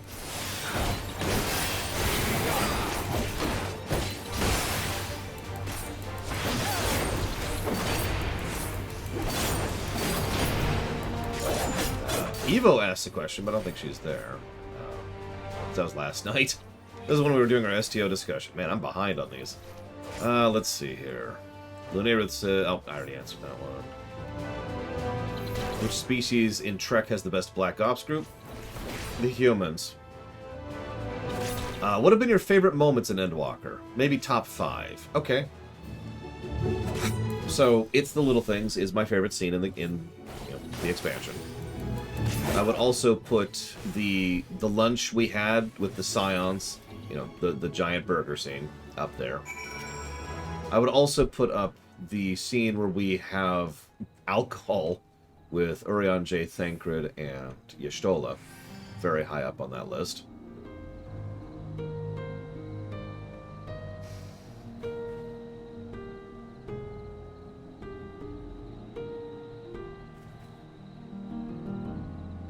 I'm also going to go with the triumphant return of Emmett Selk and Hythlodaeus as up there.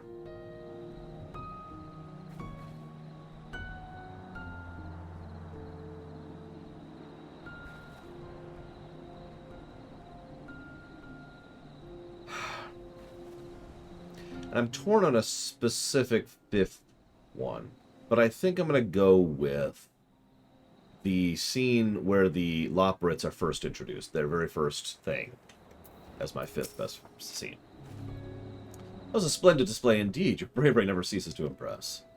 I've never seen such a fierce warrior. I dare say he's every bit your equal. Children are so easily impressed. Well, Laura is indeed formidable. Your teacher has many great deeds to her name, and more yet to come. You don't need to flex on me, Ogul.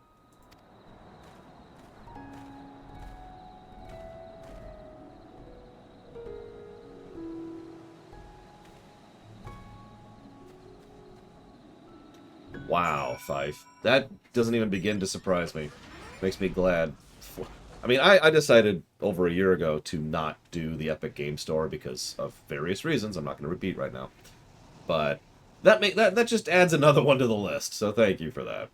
I will be playing the Steam version. That's well, I need to look something up really quick while I'm thinking about it. Oh, no.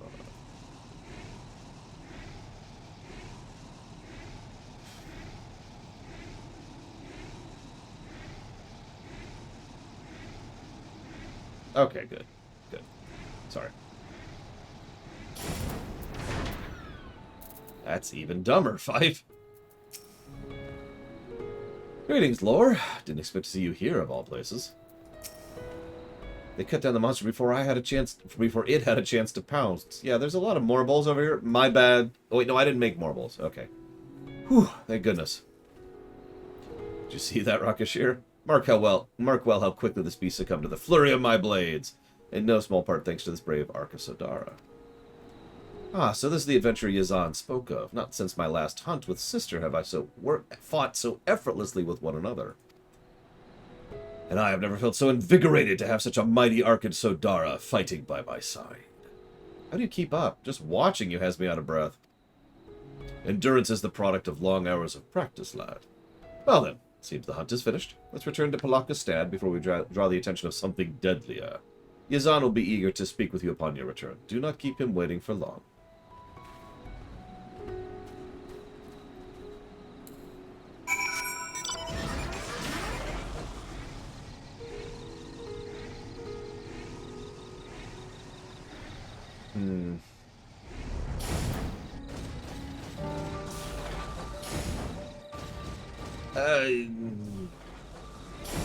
It's hard for me to list that as my favorite scene, Blade Tribal, because of, honestly, obvious reasons.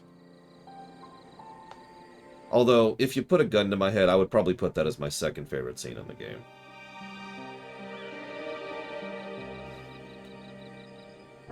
So. Anyways.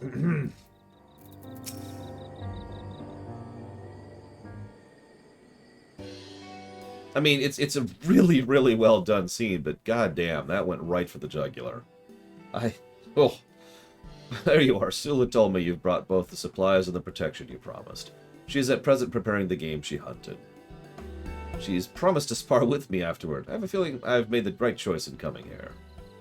I'm grateful for it, lass. It will do Sula good to have your energizing presence by her side. I understand there are yet more supplies to come. I must find a way to thank the merchants and the one who spurred them to action. Inkana, was it? Yep, nope, she's awesome. Oh, the Urian J and Moonbreeda's parent scene was awesome, but you asked me to limit it to 5, so... Oh, teacher, don't forget, we should ask about the journal we found. Yes, of course, I was about to mention it. The beast Sula and I felled was holding this. Maybe you know who its owner is. My god, it's mine! This is Mansuya. I know who penned this journal. They were dear friends of mine. Unfortunately, they didn't survive the tragedy that befell us. I see. I'm sorry for your loss. Thank you.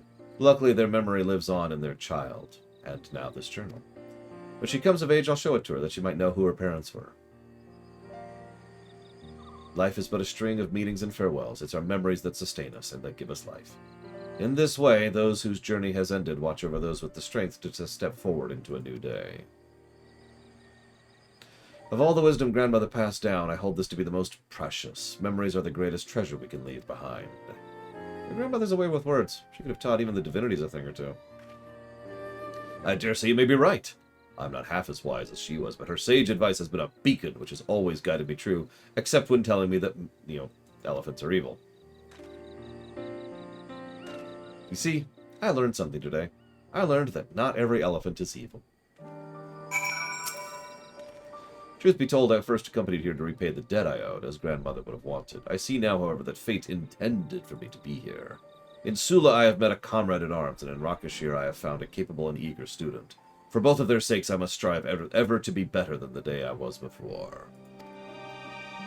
Perhaps I should take up the art of dance. The fierce display of the Seki Segumi compelled me to set down the spear and take up the katana, but the grace and deadliness with which the dancers throw their weapons has a charm all on its own. Dancer is pretty awesome. Some measure of peace has returned to the Matanga, and I believe my skills will be of better use there. An adventurer must court challenge, after all. My teacher has daring spirit, if a bit reckless. Don't worry, I'll make sure she doesn't come to harm. Have you listened to a single word I have said, you have no notion of the dangers I brave daily. For now you should be content to behold great deeds and learn from them. I wager your adventures will soon take you far from here. Rest assured I shall safeguard the people of Palakastad in your stead. Look forward to hearing tales of your exploits. Yeah, I killed Despair.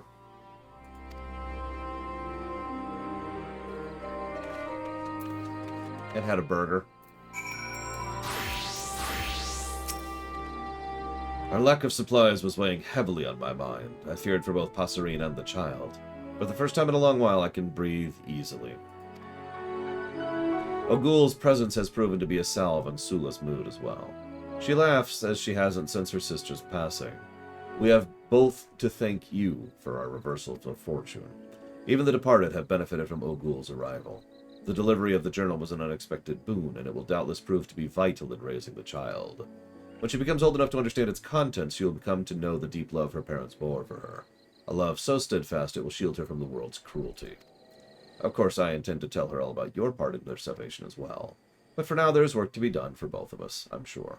Whereversoever your travels may take you, don't forget the friends you have in this corner of Thavnair. Oh, and lastly, if you die before I can repay the debt I owe you, I'll hunt you through the 7 L's until the ledger is balanced. So see that it doesn't come to that, eh?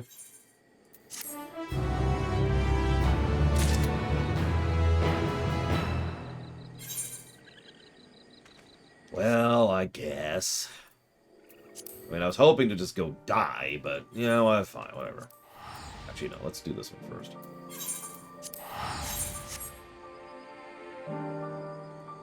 Damn it, you're right, Loke! Now we can't kill despair. Ugh! Why do I even bother? Alright, alright. Well, if I can't kill despair, the only thing left is to kill myself.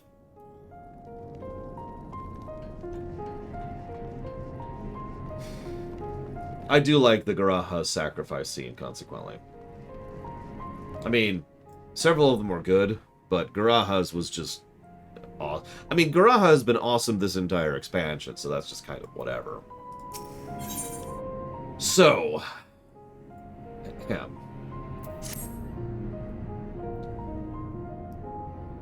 No, I've given into despair because I can't kill despair. Please help me find my parents. My mom's got red hair just like me, and my dad... Volusus, you have to understand there's little chance we'll find your parents, even if we go looking for them. I do understand, that's why I'm waiting here. They promised to meet me at the station. I know it's dangerous for me to go outside, but you two can fight, can't you? So please, don't give up on them like everyone else. It's either this or drag them off kicking and screaming. Yeah, no kidding, Dakota. Who knows, maybe Y'shtola will be a character in the next expansion. I worry we're only giving him false hope, but very well. Or at least we can try. Thanks to the time in my Vigiles Urbani, I know the capital like the back of my hand. Between the two of us, we should be able to conduct a reasonably thorough search. Thank you so much. I can't wait to see them again. Let's not get ahead of ourselves. This is exactly what I was afraid of. Alright, to the task at hand. Given the present state of the capital, tracing his parents' step will be no easy feat. Ah, I got this. I'm really good at this. Canonically. Volusus. Do you know anything that might help us in our search? I was thinking about going back to my house, if it's still there. Where is it? Are there any landmarks nearby? Can't I just give you the address? Oh yeah, there's a huge Imperial flag in front of the house. We were the only family that had one in our neighborhood. That's... Nobody likes that person, alright? Don't be that person in your neighborhood, alright?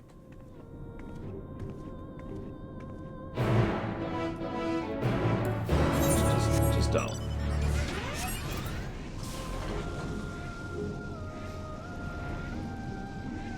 Just suck Parasite vibes. Let's see. Questions.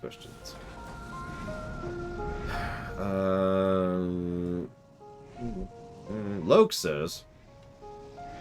Laura, since you enjoyed Frostpunk so much, and it was a sushi game, yes it was, do you think you'll enjoy Frostpunk too? God, I hope so. Did you know the Frostpunk-style game in this dark setting called Gourd? Unfortunately, I have not heard of Gourd.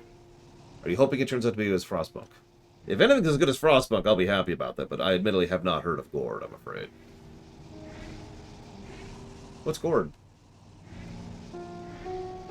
Unless it's on my list. Might be on my list.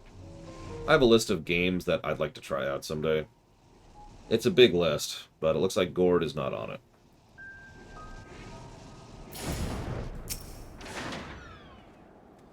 Well, we're in the right area. So he said it was a tavern, between a tavern and a bookshop, and a large Imperial flag. Sure, that's easy.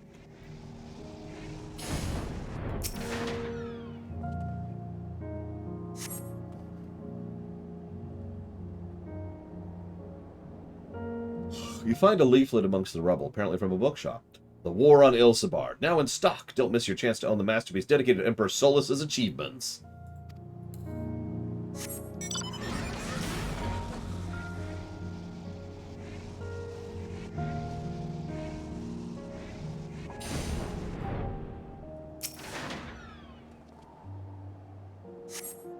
You find a letter. Though much of it's been rendered legible, pull make out the words. You are cordially invited to an evening of fine food and drink at the Palatium Novum. In the fiction section.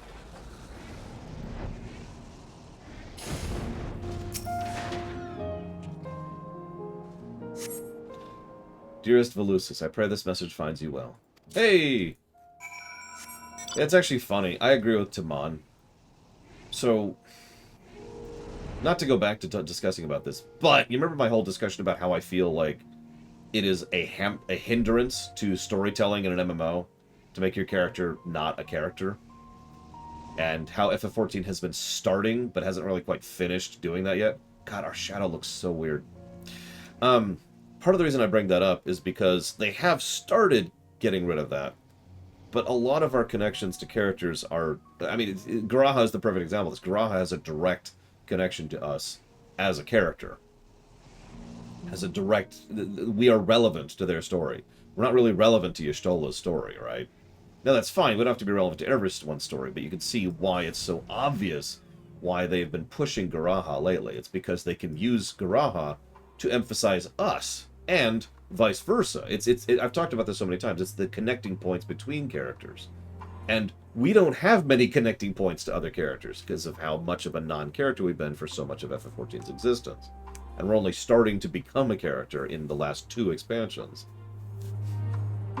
Yeah, go ahead, Lo.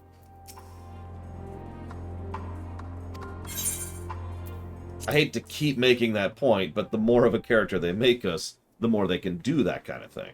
And yeah, I agree. The only real connections we had prior to Garaha were Alphino and Alize. Oh my goodness. The first thing I see is a giant, terrifying spider. I've decided never to play this game, Loke. It's not out yet, either. It's addressed to Volusus, and from his parents. Why is this song playing?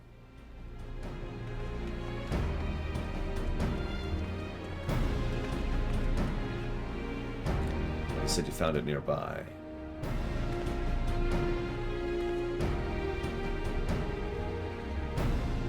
It looks like someone tried to clear away the rubble, but then thought better of it. This place is too exposed. His parents must have come back to see if their boy had returned home and then left him this letter. Judging the condition of the paper, it's safe to assume some time has passed. We're unlikely to bump into them simply waiting here. I'll write a reply just in case they return, but for now, let's return to Volusus.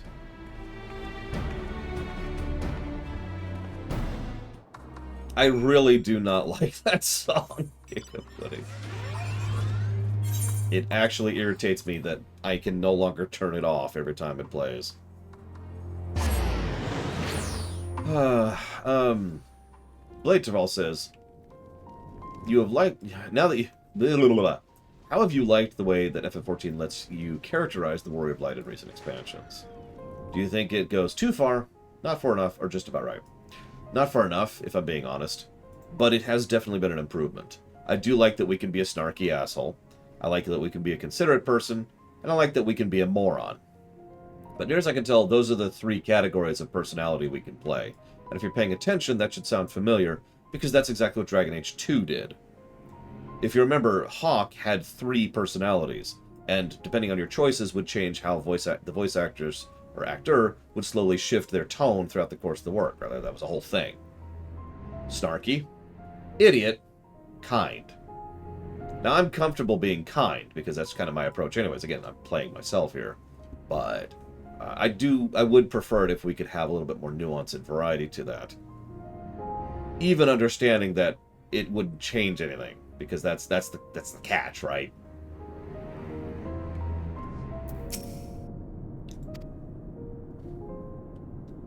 Like, you can snark all you want, but you're still doing the quest. Yes, we did. We found a letter addressed to you from your parents. This is sure to help in our search. I know it. Can I see it?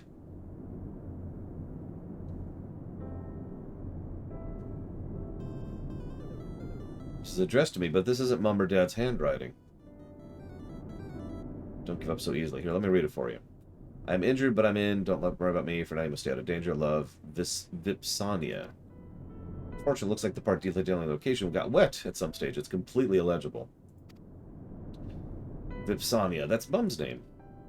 So it is from her after all. No. One step closer to finding her. I'm amazed we still found anything. Thank you for convincing me the search was worthwhile. It's clear to me now why Carmets have nothing but praise for you. We'll find his mother in no time.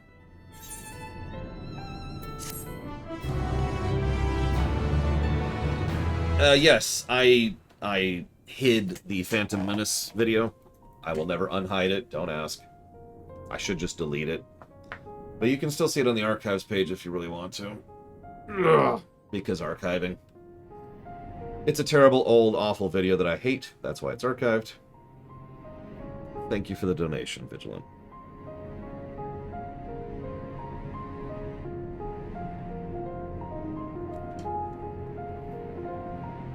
Hey, be thankful I didn't delete it. You can still find it. Just have to know that we have an archive page. And that was going towards... Oh, that's going to dealer choice. Which at the moment is STO. I've been getting more and more convinced I need to shove that one up the list a little bit. Until now, I thought the best thing we could do for Velocis is take him straight to Camp Broken Glass, but with new information come to light, maybe it's better we wait a little while longer while we search for his parents that are totally alive. Wink. You're going to thank anyone. Thank Laura for changing my mind. Let's go with what he learned. Vespania is injured, but in a safe location. It's not his parents' handwriting, which means she must be with another person entirely, someone she can ask to write letters in her stead. Or at least that's what I make of it. Do you know where she might go in time of emergency? Maybe Palatium Novum. She was a maid there. Last I heard, saw of her, she was on her way there. Even with all the fighting, she has lots to do. She told me to keep listening to the radio in case there was any news about the war. If anything bad really happened, we were to meet here at the station. So the radio kept you from harm, and thanks to her forethought, you were able to find shelter immediately after the city descended into chaos. Your mother's a clever woman, but I wonder why she hasn't made her way here. She worked at the Palatium Novum, Titus and Nerva's residence. Maybe she learned the station was held by their enemies, the First Legion. Thought she may have thought against coming here. Even with the war effectively over, she may have been suspected as a spy. Any thoughts on the matter? I mean, she must be with associates of the royal family, at the very least. Indeed, that explains why she told Velocis not to worry about her and think only of his own safety. Well, let's head to the Palatium Novum. Okay. So I mentioned this last night because we spent the last, 2 hours of last night's stream just talking about STO. Which was rather refreshing, actually. It was a nice thing. But, to reiterate in brief, there are two threats that dangle over Star Trek Online's head, in my opinion. One is the fact that it may go the way of its comrade, Neverwinter, and become a terrible, terrible game with awful, terrible predatory practices of awful death doom. And two, there's been a very strong tendency lately to try and force it to cohese to the new Trek canon instead of adhesing to its own canon, which not only do I think is a colossal mistake, but more importantly would mean we would be missing out on several years worth of really awesome storytelling in Star Trek Online. And for those of you who think that's overblowing it, please remember that STO has already been cutting missions and cutting episodes from content. Those are just gone now. So it's a vague worry, but it's a real one. Well, this is it. Palatium Novum, a far cry from its former glory, but relatively untouched compared to some parts of the capital. It was built to last, so the lower floors occupied were adequate refuge from whatever, but there are countless Majestic drones patrolling the perimeter, attacking any who approach. That would explain why those inside have been unable to seek shelter and elsewhere. How ironic the very Machina that once protected Garlemald are now the ones that are greatest threats to her people. But now's not the time for such musings. I know the interior well enough. Could you keep the drones away while I'm inside? Oh, hi, Ross. You did make a Fed, right?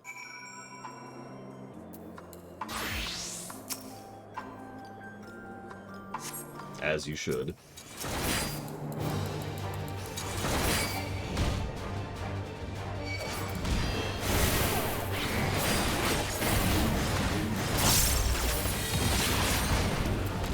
I don't remember what Bajorans get. I actually didn't know about the meta for classes when I was making my character, so I'm playing a Betazoid, I think. I'm not even sure, because I've never had use for their abilities.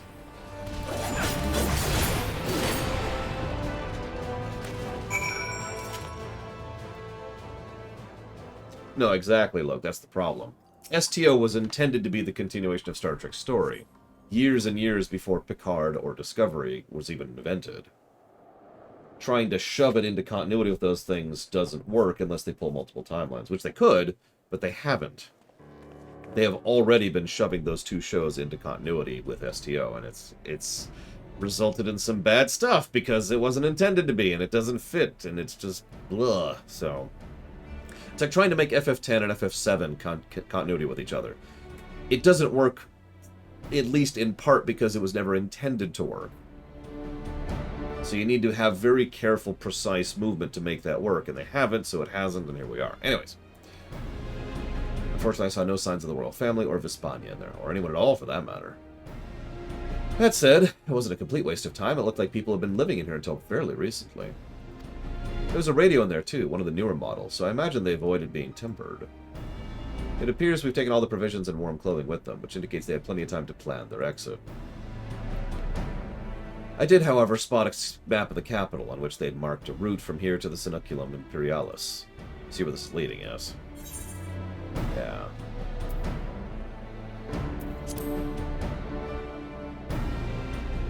Yeah, that's the other... Exactly, Wenlock. That's the other threat. Frankly, that's the other reason why Tor is the other MMO I want to shove up the list at some point, is because both Tor and STO are both under threat for similar reasons. Okay. It's been only a few days. We will find them, no matter the cost. Once we are the correct class to get some experience with this.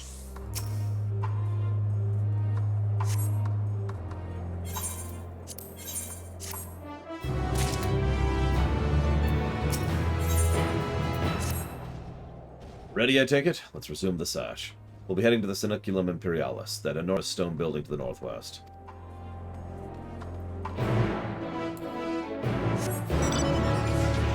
Kit performance is really good.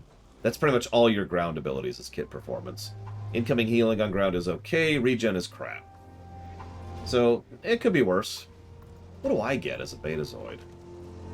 I'm actually curious now. Let's see. Blah, blah, blah, blah. I get increased perception, increased exposed chance, increased exposed duration, both of which are actually pretty good. Reduced threat generation, increased team regeneration. That's not too shabby. Still kind of crap, but, you know, it could be worse.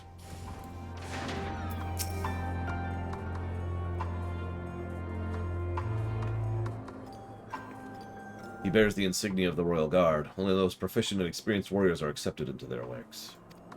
Alas, he's no longer among the living, although evidently he's only been here a short while. What could have happened here? Yag! That came from nearby. Come on!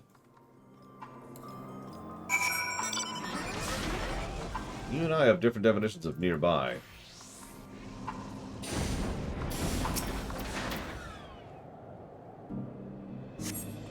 No idea who you are, but I owe you a great debt.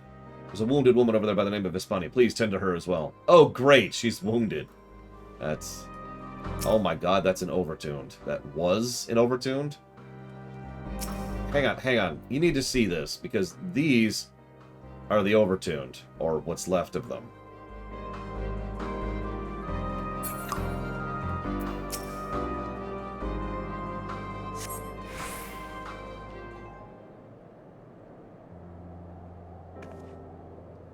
I see you're not one of them, but who are you? Yeah, exactly, Wenlock. Cryptic... I don't trust words out of Cryptic's mouths. Not just because of Neverwinter, but because they've actually been caught in lies several times before. So I tend to treat everything they say with a grain of salt. Just when I was about to lose hope, you appear. Yeah, that's kind of my thing. Anyways, I'm here on behalf of your son.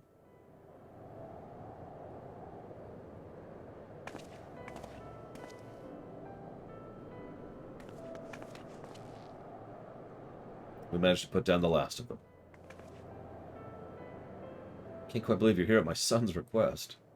You should be proud. Were it not for him, we might have never found you. I'm sure he'll be eager to express his gratitude to this gentleman here.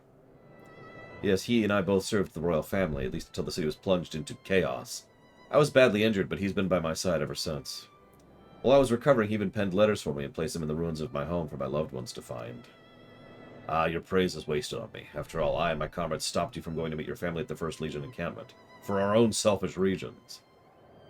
Then, even in the Seneculum Imperialis, our supposed safe haven, was attacked by rampaging Magitek. I shall never live down the shame of failing to protect the members of the royal household in my care. Thanks to you both, I have been spared an untimely end. Pray accept my deepest gratitude. We're glad to help. For what it's worth, I'm sure my comrades in the First would let bygones be bygones than perpetuate old grudges. Yet no one would ever perpetuate old grudges, especially involving Garleans. The two of you must come with us to Tertium. That goes double for you, Vespania. Your son will be overjoyed to see you again. Let's waste no more time. Let's go!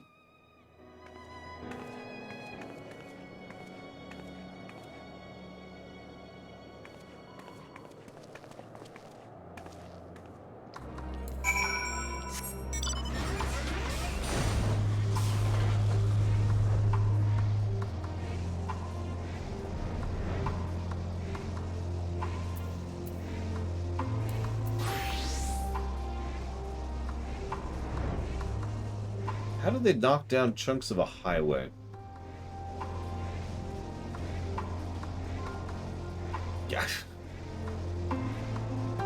I mean, if the Despair engine hadn't been stopped, you know what I mean, Luke? We'll see in 6.1. Actually, we probably won't see in 6.1, but it'll be interesting to see at some point in the future if we really do have to pull the trigger on the evacuation ship. There it is.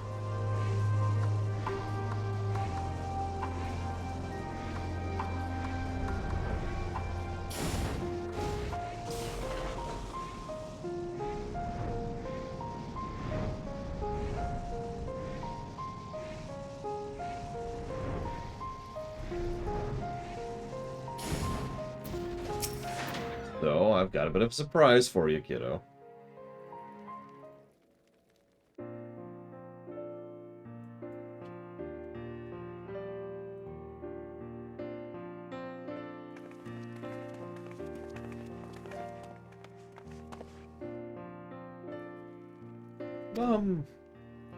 So sorry, my love. But I must murder you for taking refuge with these traitors.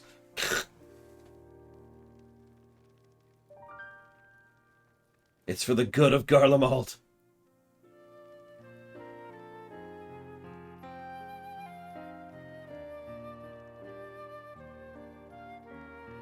I simply have to know, why did you leave the Palatium Novum? We both served kin of Lord Nerva, so it was decided we would join the Third Legion in the Seneculum Imperialis. But as soon as we set foot outside, the streets were overrun by soldiers in the throes of madness and Magitek drones, attacking anyone who dared cross their path. It's a miracle we managed to escape. We met at the Seneculum Imperialis and headed inside, though we didn't take long for the Machina to find us. You stepped in just when we had begun to abandon hope. Looks like we arrived in the nick of time. Where's his dad? To be separated from my dear boy was more than I could bear, but I knew, even without my injuries, I couldn't stand out there on my own. We're together now, aren't we? That's what matters. Yeah, can we get you to the refugee camp now? I mean, honestly. Please. We have food. She's right. We'll never forget what you've done for us. You truly are a hero. And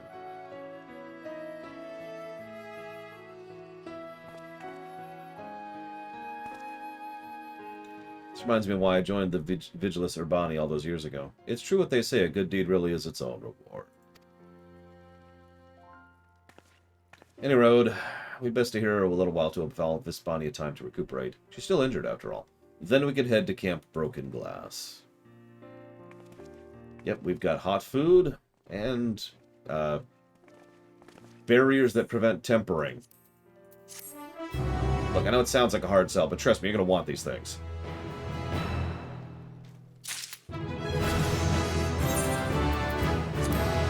King crab cake.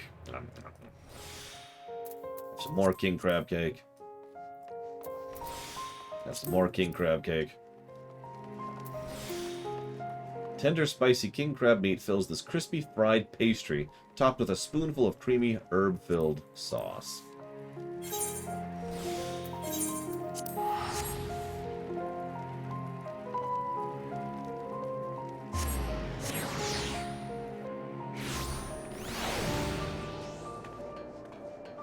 You know what? I'm still hungry. I want some Glory Bee soup.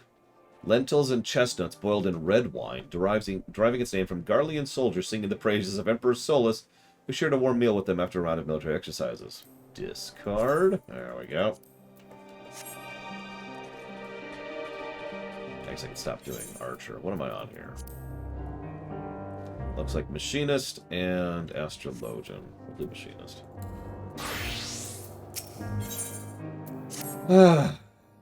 Ere you become even more excited, will you require additional parts to perform your repairs? I can't say I spotted any likely spares while setting up the camp. It's good to have a quick-thinking machinist like yourself on my side. No amount of flattery will convince me to take you to my superiors ere we have physical proof of your good intentions. Now focus, please. Are spare parts required, yes or no? Yes, yes. You're awfully tense about the shoulders. Do you know that? I will be needing a replacement carburetor for one of the engines. Fortunately, the same sort of engines were used in the monitoring station G last I checked. We ought to be able to find whatever we need there. After I've swapped out the faulty part and made the other repairs, I'll warm up the engines proper. That should clear any ceruleum residue and allow them to run at full capacity once more. With that in mind, I want to start taking things apart. Can you fetch the carburetor for me? Do you know what a carburetor is? Yes. He's a bona fide hero, you know. You can't just ask him to do your bidding, and rudely at that. Listen, I'm used to being ordered around at this point in my life. If you're certain, we'll need to look for any sort of tube connected to the ceruleum engine's core. Many Magitech devices utilize them. Yes, I know how ceruleum works. It's oil, I get it.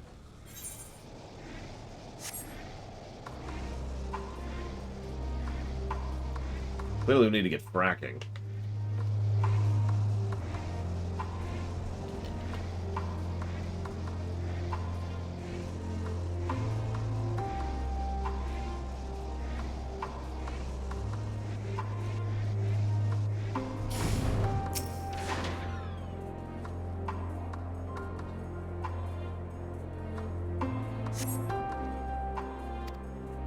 Nope.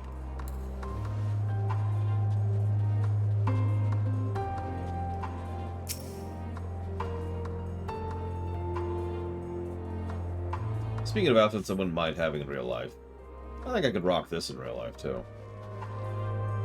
Maybe with a few less recruitments. I really do not need 3 belts. But, no, I think I can make the rest of that work.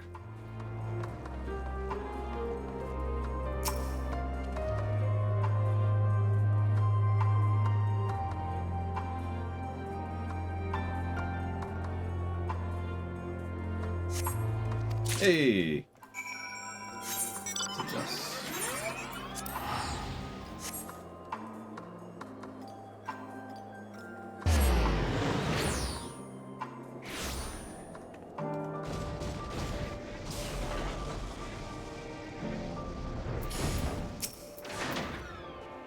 Not a moment too soon. Were you able to find an intact carburetor?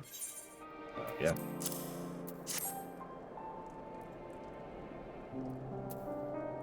This'll do it. Now Rimelnod and I can finish fixing up those engines in no time at all.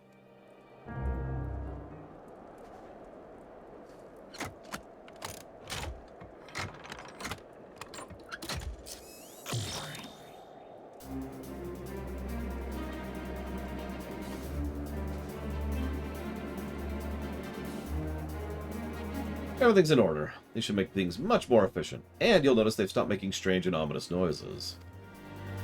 I must say, I'm taken aback by your abundance of skill. Allow me to thank you on behalf of everyone else here at Camp Broken Glass. Oh, the pleasure's mine. Happy to be of service. You do seem genuine about that. Tell me, do you have some sort of connection to Camp Broken Glass? In a way. I hail from Laterum, as it happens. It was a village here, precisely where your camp is now. It acted as a checkpoint for those visiting the camp, but was also home to the Riggs' workers and our families. Obviously, much has happened since I would last call this place home, but in my heart of hearts it will always be.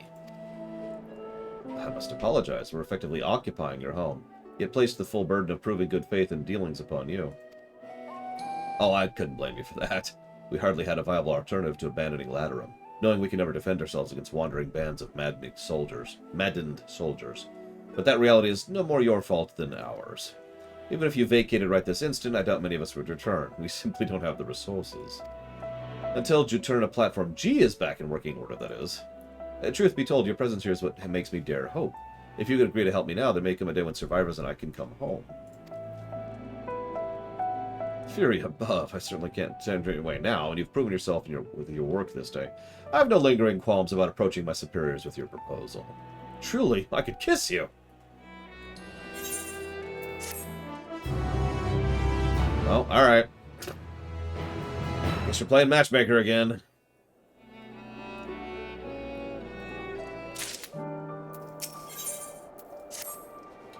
If there are no objections, I will speak to the quartermaster about getting the necessary men and supplies for this operation straight away. He's stationed just over in the pavilion.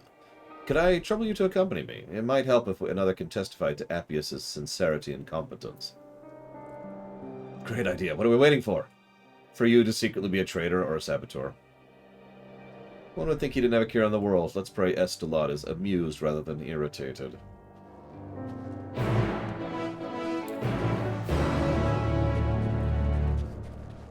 Yeah, me neither, Loke, but here we are.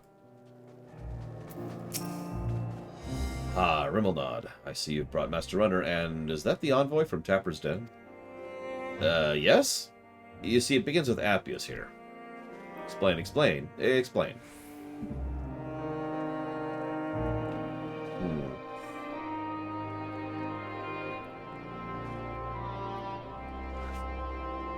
I see.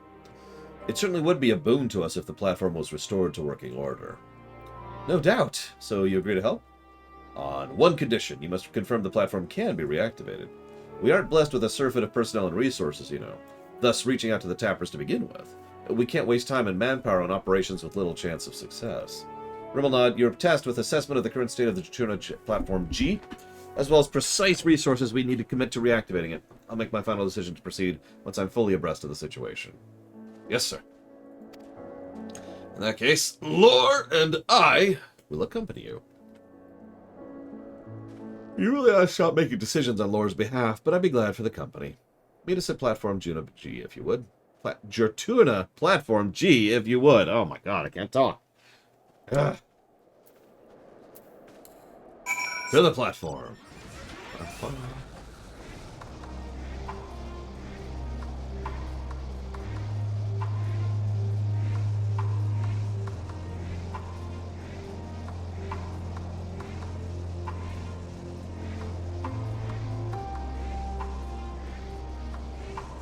Okay, that's actually funny. I happen to have the Elden Ring page up on Steam. And you know how it's like, your friends have completed these achievements. All of the achievements are hidden achievements. All of them. I feel like they're doing that on purpose. This is the Imperial facility, to be sure. Garish, if you ask me. I do miss the days when we had a full crew, pumping, tinkering, and operating heavy machinery on a little too little sleep. As much as I would like to know what the hell you're on about, we have no time to be revisiting old memories. We're here for a reason, and one reason only. I know.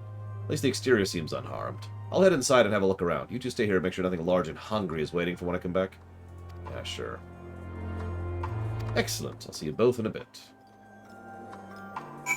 When do I get, shotgun? 82. Whatever.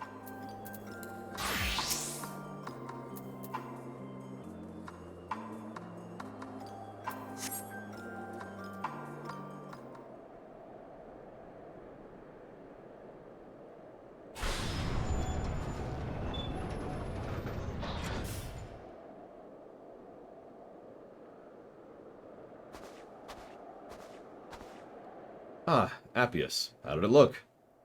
The equipment appears undamaged, though temperatures are so low that we'll need to be careful about how we turn everything on again. It's just... What, is there another issue? In a word, yes. I can't find the identification key. Without it, there's no way to activate the platform, even if it was in pristine condition. Why exactly was it designed with such an obvious flaw? Flaw? Juturna Platform G is the capital's main supplier of ceruleum. It wouldn't do if anybody could turn it on and off again, now would it? The key is always kept secure, and there's only 2 people able to open the container it's usually stored in, myself and Chief Frontinus.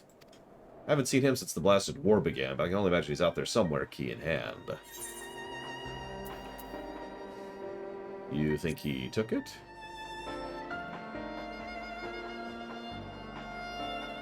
I've never met anyone quite as loyal to the Empire as Chief Frontinus. He probably took the key to stop anyone from misusing the platform.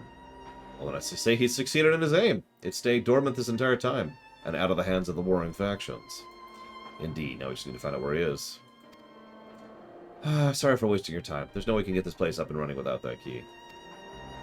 Don't tell me you're going to give up just like that. I mean, not after that carburetor I found for you, you won't. I suppose you're right. With the 3 of us together, we can think of something. Decline.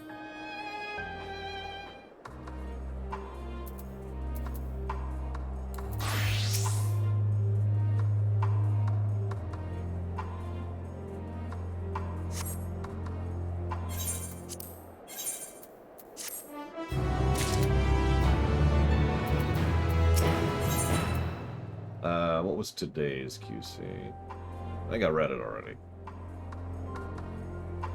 Oh, yeah. Is there really no way to bypass the mechanism with that identification key interacts with? What exactly do you mean? I work in a manufactory in Ishgard. I once watched my superior, as is his way, dismantle a majestic armament and put it back together again. He succeeded in bypassing the verification mechanism required to activate it by rewiring it. I'm wondering if something similar wouldn't be possible with the platform. That's something a second-rate thief would do. Well, beggars can't be choosers, and save your chief appearing out of thin air, it's like their only option. Well, you got a point there. Far be it for me to turn down a proposal from an esteemed colleague. I'm so glad I have you at my disposal.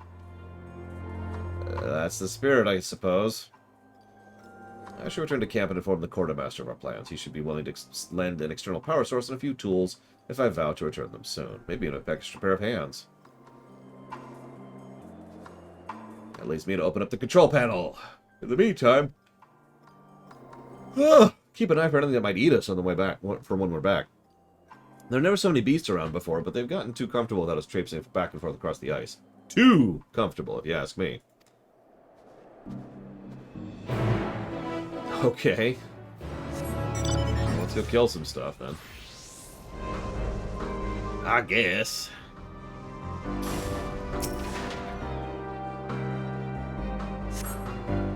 Oh no! It's a... I do not know what this thing is. And you know what? I don't think I want to.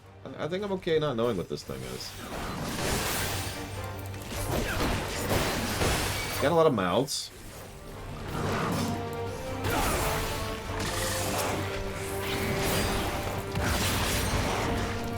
Yep, nope. A lot of mouths.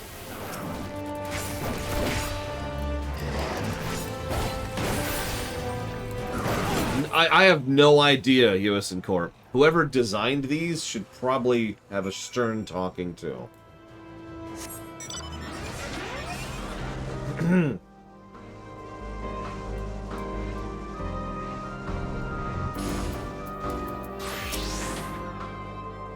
I've done all I can for now. I even caught the end of your battle with those creatures. Spectacular. Thanks. You know, that would make sense, Cashel. They look almost exactly alike. Ready to get to work, I hope. Of course. All that's left is to engage a bit of Ishgardian skullduggery. I'm not sure I care for the turn of phrase, but very well. We'll attach the power devices, which will allow you to utilize the control panel. Billing.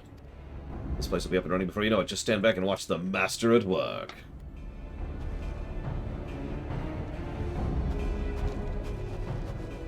My gun is just hovering on my back. Instead of complaining, it just looked weird from that exact angle.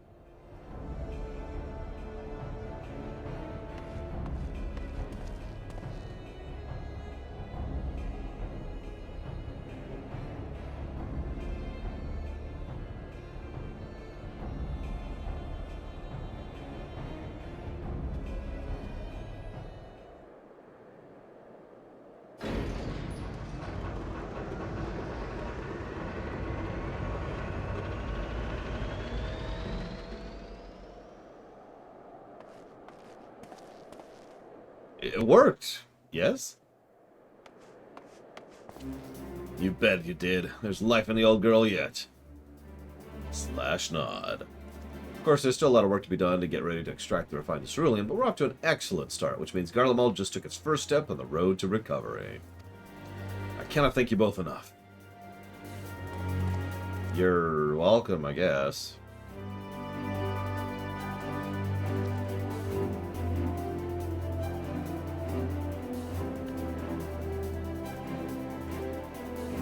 Oh yeah, that's a great backdrop. Yeah, there's the thing. And the giant tower of evil death in the background. I'm pleased to say this plan was a success after all. I appreciate you seeing it through to the end. We can leave the rest of the engineers I brought with me. They're more than capable of keeping the place operational until we're prepared for the next phase. Let's return to the camp and inform Ed Slot of our triumph.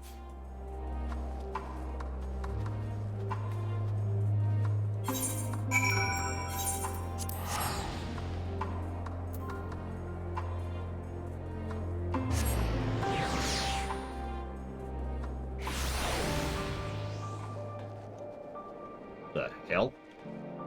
Oh, that's right. I know about that mount. It's a weird mount, but, you know, whatever. Unintrusive, which is important. Although I don't know how you get it. And if it involves farming the near raids, then that's never happening. Ah, good to see you again. I was just wondering when I might hear how you had fared with the platform. Ah. I do not have that many, MGP. It seems I want to longer to wait. I trust your eagerness is a sign you've had some success. Yes, sir. We're able to access the platform's controls and confirm it is operational. There are still adjustments to be made, but I imagine it won't be long until it's fully operational. Splendid. If the camp can secure a stable supply of energy, we can begin rebuilding throughout the region. It'll doubtless give succor to those in Tapper's Den and the capital proper as well. One of our goals when we first came here was to improve the lives of those who that still call this frozen land home. You've made a great contribution towards realizing that ambition. Thank you, sir. I certainly would have made it this far without your genius. The days when Garlemald looked toward a bright future seem so distant now that the snow and frost have reclaimed their dominion. But I, for one, am ready to embark on the same journey my ancestors once did, and build a new home around the warmth of cerulean flame. Ah, sure. That doesn't sound ominous at all.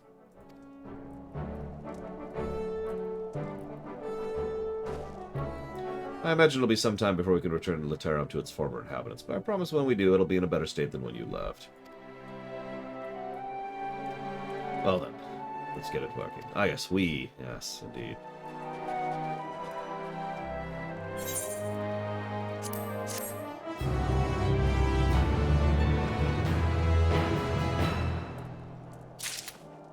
Alright, where's our follow-up? Of course it's back here. Whatever. I thought it would be here, but whatever. That's why I did them in that order.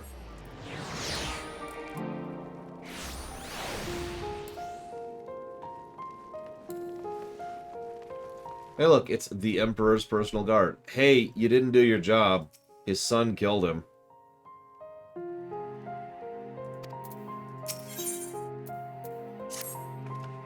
I haven't had a moment's peace since we were forced to shelter inside Palatium Novum, but now my son and I might finally find refuge from the madness that swept through our city. Better for worse, we have no possessions to speak of, so we're ready to leave whenever you are, and rest assured I'm well enough ready to make the journey. I swear I won't slow you down. What about Dad? He wanted us all to meet here if anything happened.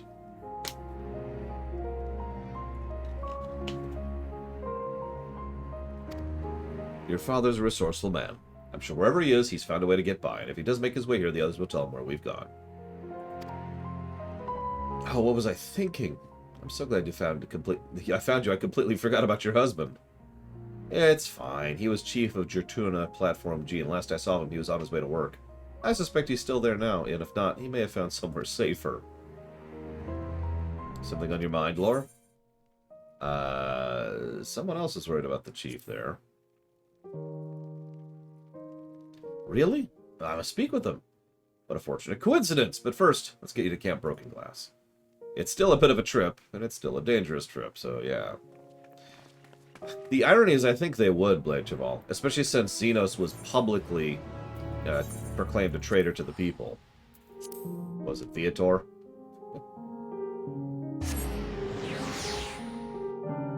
So yeah, we killed Xenos. You know, you're welcome, I guess. Honestly, I didn't do it for that reason. He just kind of needed to die, but... You know how it is. Greetings, Lore. You may be interested to know we've been kept rather busy, what with getting the platform up and running again. So we're standing here doing nothing. Of course, I'd be happy to share what I know. Of course, of course, of course.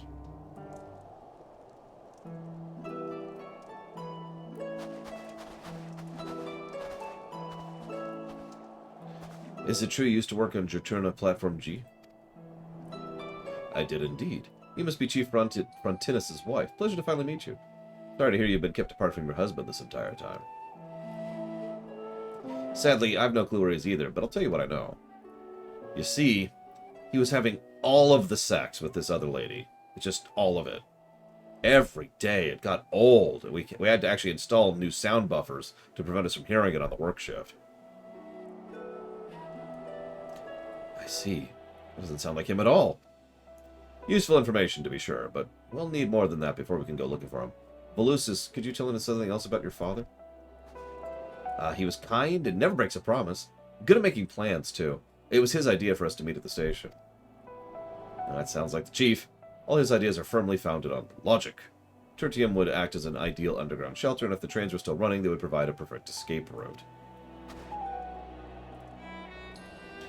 My husband is also a dyed-in-the-wool patriot. He made a point of hanging the Imperial flag in our house in the neighborhood to see, and often spoke to his devotion to the Empire.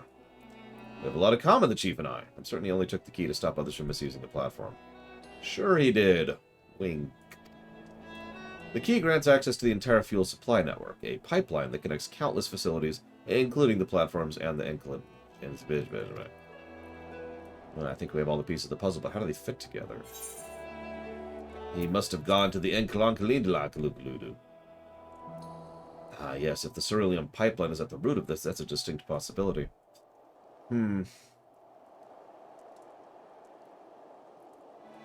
Let's suppose he went to the Enkalankalu after collecting the identification key. What's next? He could use the key to halt the supply of ceruleum to the Magitek drones. Deprived of fuel, most of them would be rendered entirely inoperable. If he succeeded, and that's a big if, there's no telling what kind of danger he'd be in now. Quite. Lore, Rimmelnod, there's no time to waste for this thing that happened days ago. Like, you're... okay. So we're going to find him tempered. And we're going to have to force his son to kill him. That way his son actually grows up, you know. It's a good way to grow up. Kill your father. Way out there. See, how needlessly tragic could we make this whole thing? Because him just being dead, it's too easy. We could do so much worse than that.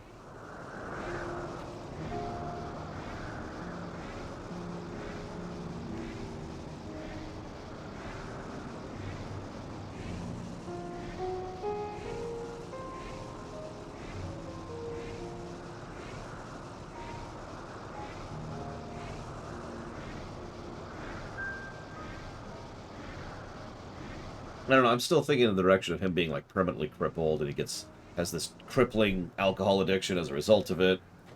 Tries to raise a hand on his wife. The Royal Guard stops him. Kills him. Son sees it, doesn't know the context, hates her forever. The son kills her, accusing her of being non-loyalist. And everyone's dead. There you go. Okay, cool, we did it. The architecture here certainly makes an impression. This is actually my first time to venture this far, you know. Alright, Rimmelnod and I will search the interior while you look around outside.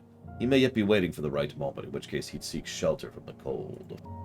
Vespania and Frontinus have very distinctive long, white hair.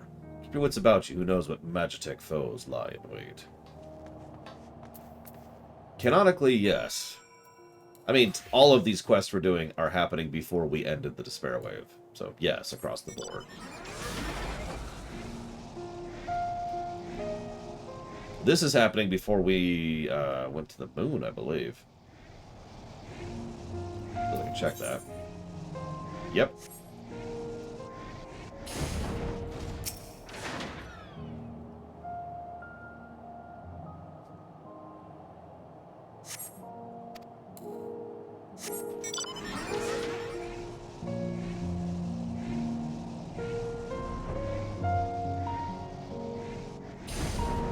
over here. No! Don't. Ah, god damn it.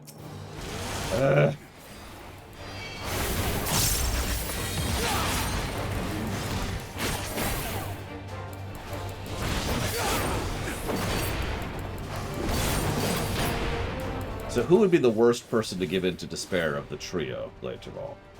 The dad, the mom, or the kid? I'm thinking the kid. And then the kid eats the dad, and the mom is like, oh my god, no.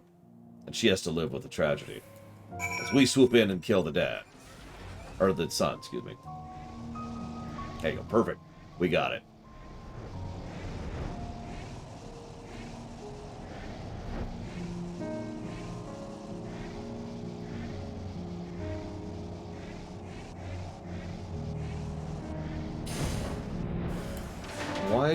Why did you build robo-gorillas?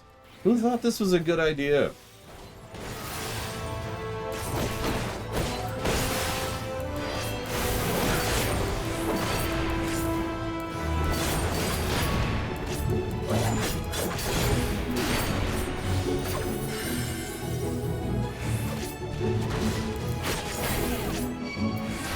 They don't have lasers, I'm afraid, but they do have cannons on their back.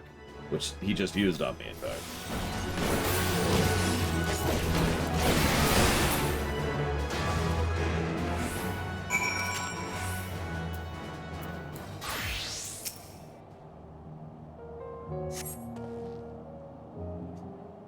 Listen, U.S. and Garp. You saved me, but why? Is everything alright? Yeah, I got this. Frontius, yes? We've been looking for you. Must be my lucky day. The way things are going, if the drones hadn't finished me off, starvation surely would have. So much for my brilliant plan. After I barely escaped with my life, I hole up within the perimeter walls. When the supplies ran out, I decided to take one last crack at it, and look at where that got me.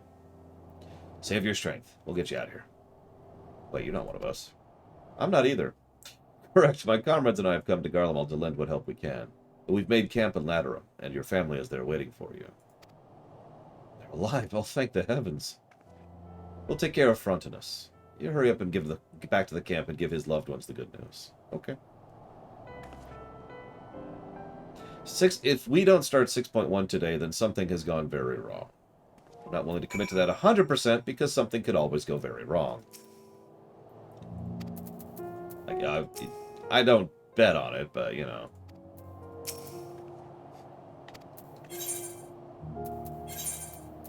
Worse things have happened. I swear to God, Giga Pudding.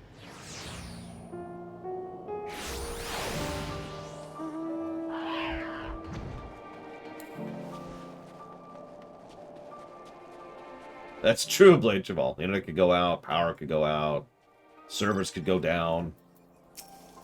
We could churning mist. So, did you find my dad? You've got bad news, kiddo.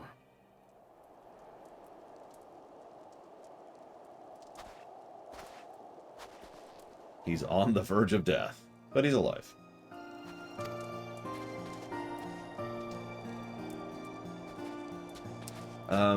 Yes, I need to do the regional quest for the moon, the regional quest for the Ultima Thule, and that's actually it.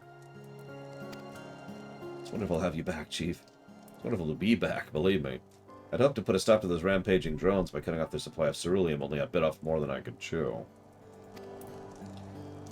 You did your best, Chief. That's all anyone could ask. At least you're back with your family, you moron. I wouldn't be standing here now if you hadn't saved my bacon. Words can't express my gratitude for all you've done for me and my family. There's one other thing. We had to jury-rig the platform to get it working again since you took the key. I know you must be angry, but... Angry? Far from it. You're only trying to help the townsfolk return to a normal way of life. At any rate, I lost the ID key when I was set upon by the drones. Ah, they won't be, around for much longer if the contingent's got anything to do with it. You're gonna love this camp. It's full of gifted engineers. I'm sure there'll be all kinds of projects for you to busy yourself with, once you're feeling better. And despite everything that's befallen Garlemald, our platform is set to play a starring role in the reconstruction efforts. Indeed, but more than that, I'm delighted to be with my family. I missed you too dearly. Aw. As did we. Now that we're together again, everything will be alright. I know it will. Thanks to our newfound friends, we've been given another chance at happiness.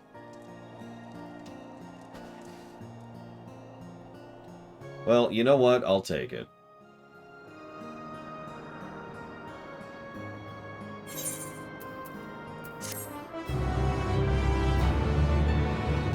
Garlemald might be a steaming, burning wreck, and there's a giant tower we need to dismantle, but you know what? At least this one family's put back together, you know?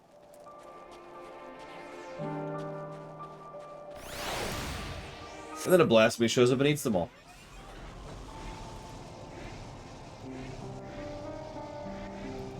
Just checking something.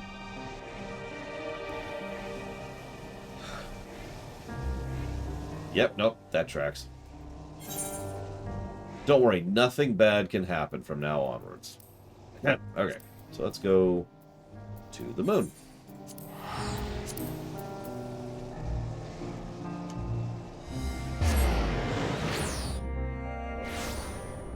Well, have fun, Ross. Is that when you're getting Waffle Outs? If so, tell me what you think of it once you get it. I'm not sure where Bakersfield is off the top of my head, so...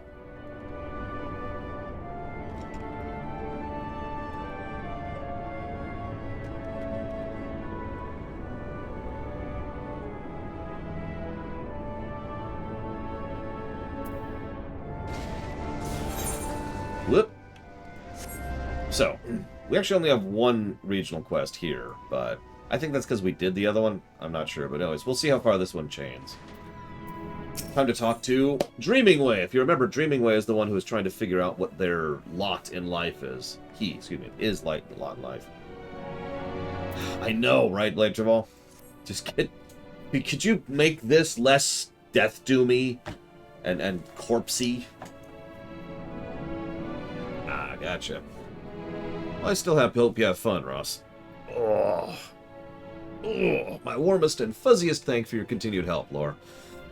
I was thinking, if the other Lockwards can't tell you what I might be best at, maybe you could follow me around and see for yourself. My primary work includes gathering materials, equipment maintenance, and, most importantly, parrot production. All indispensable to day-to-day operations, as I'm sure you agree. As for what to show you, maybe a spot of foraging? Everyone likes a good forage. Let's go see Thinking Way in the Greatest Ensvale first. They're the Loprid who allocates this sort of work. I hate to step on any toes.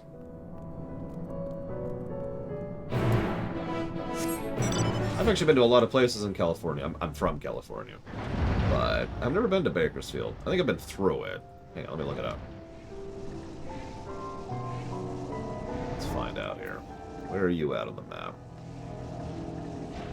Zoom out, zoom out. Nope, I'm wrong. Oh no, I have. I mean, it sits on the 5, so I have obviously been through it. But yeah, I lived in Fresno for, I want to say, about a year. And Modesto, if you know where that is. And I've lived around in the San Francisco area for a couple of years there, as I've mentioned before. And I lived down in, where is it? It's in the LA area, but I can never remember the name of the damn place. Oh, no. There's Anaheim. There's the 10, so that would be Pomona. There it is. That's where I used to live in. Pomona. And then I lived down in the San Diego area for a huge chunk of time. Oceanside, Carlsbad, Escondido, Del Mar. Anyways. So, what do you got for us, Thinking Way? I see you have a special companion today, Dreaming Way. What's the occasion? Nothing of import. He's just here to observe me as I go about my day. Speaking of which, are there any tasks that need doing? As a matter of fact, there are. Building Way is in need of more crystals. Could you perchance mine some? Of course. I suppose he'll want the usual assortment. Right then, off to Vallis Vulneris. I'll go ahead and look for a suitable deposit of crystals.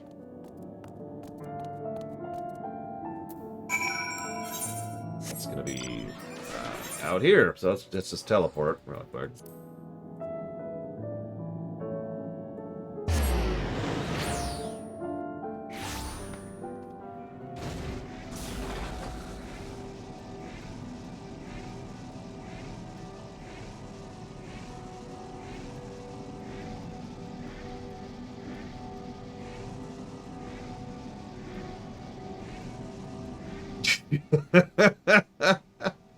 gonna say, aren't the California-class ships, like, terrible? Speaking of which, they're adding one of them to STO, if I'm not mistaken. I know they've already added Boimler effect, which is extremely overpowered. I keep debating going ahead and buying it, because it's just ridiculous.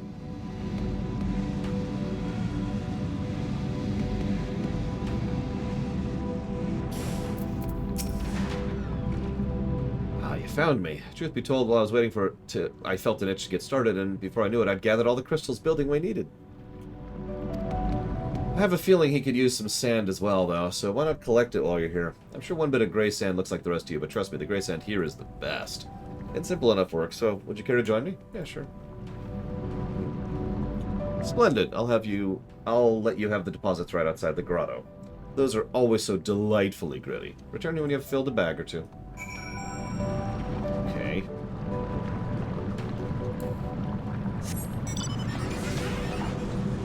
Boimler himself is a Doff, I believe. Although I don't have him. Or maybe I do.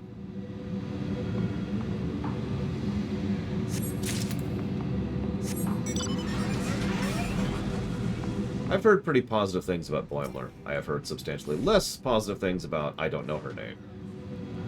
The other main character.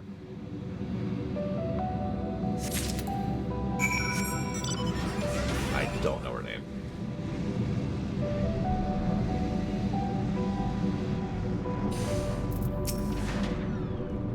How was the sand? Here you go. Lunar sand. Only 5,000 gil? Lovely as ever. Building Way will be delighted. We should make our way to Thinking Way as soon as possible. Last one, there's a moldy carrot. Oh, okay.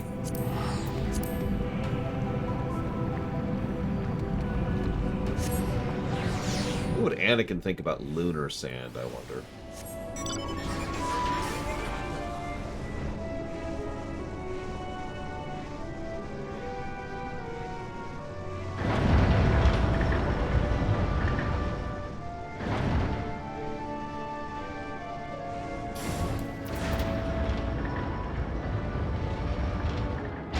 Really, Rasalisu? I didn't know that part.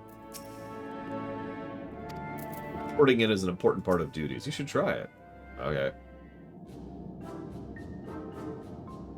Ah, that was efficient. Did you manage to procure what I asked for? And more! I thought building away might some of that oh-so-sandy Velis Lunaris sand, so I went ahead and gathered that, too.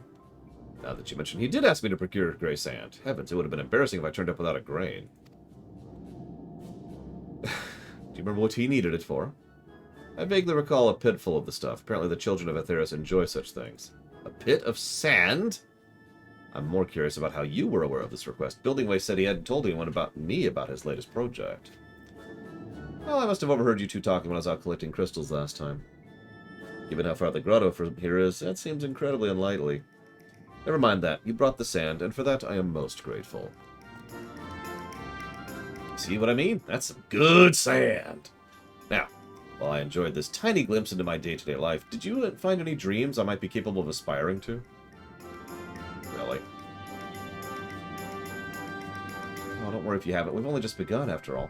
I must learn to be patient. Surely the right inspiration is out there, waiting to strike.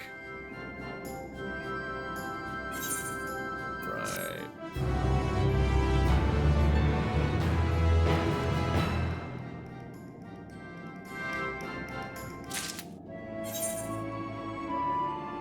Yeah, I was going to say, there's no way that Boimler's the Mirror Emperor because of that, just by itself.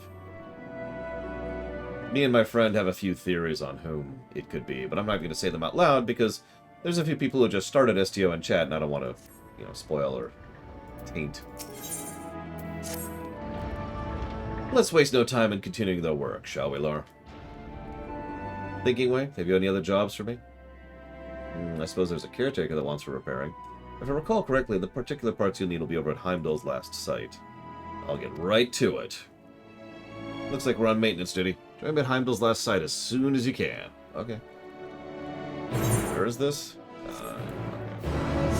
Alright, now to go brutally murder Emperor Valerian. There's an ability called Dropkick or something similar, Ross. It looks silly, but it's actually one of the strongest ground abilities in the game.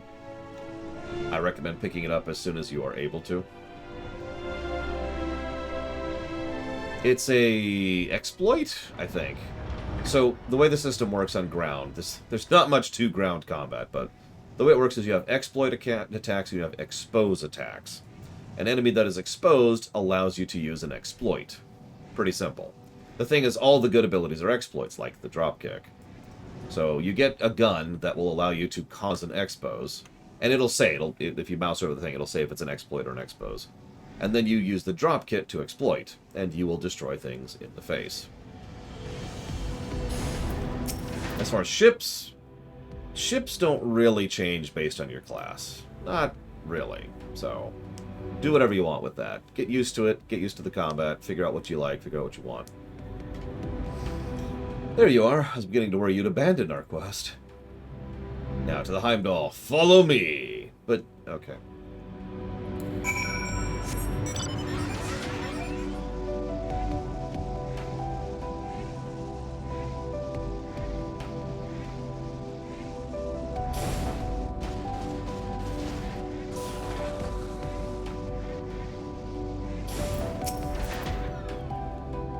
According to our records, this vessel landed on the moon about 5 years ago. That's really recent. Really recent. It's been a wonderful source of spare parts, and a horrible mechanical monsters, but never you mind that. I've been here countless times now, so you can leave the salvaging to me. Just relax and enjoy the view.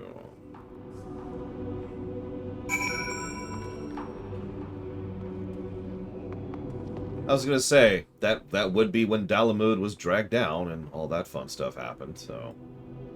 Interesting. Let's go and turn into a gunbreaker. She's probably going to kill things in a minute. Oh, boil my carrots! Oh no.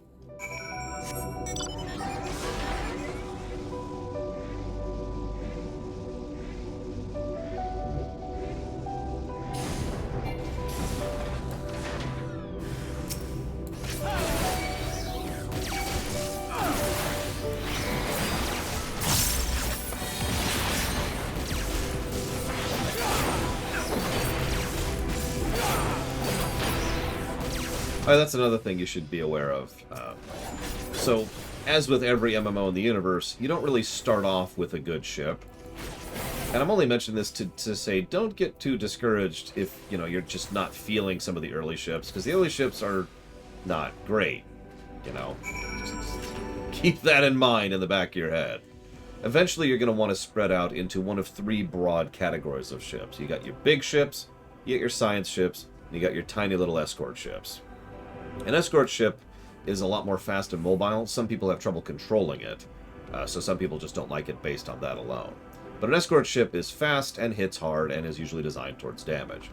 A science ship usually has special things or modifiers about it and has equipment loadout that's geared towards doing all sorts of fun, unique things, basically leaning on the abilities. The big ships can be leaned in one way or another. There's actually a lot of ways to build a big ship, and that's the point. The big ships you can do pretty much whatever with. For example, I myself, my Dominion carrier, which is a big ship, I have it actually set up for full cannon build, and I have it designed in a way so that I can do a full frontal volley of death, despite the fact that I'm a big, relatively less mobile ship. So, you can do whatever with a big ship.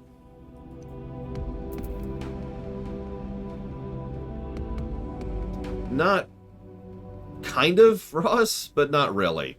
There really are no tanks.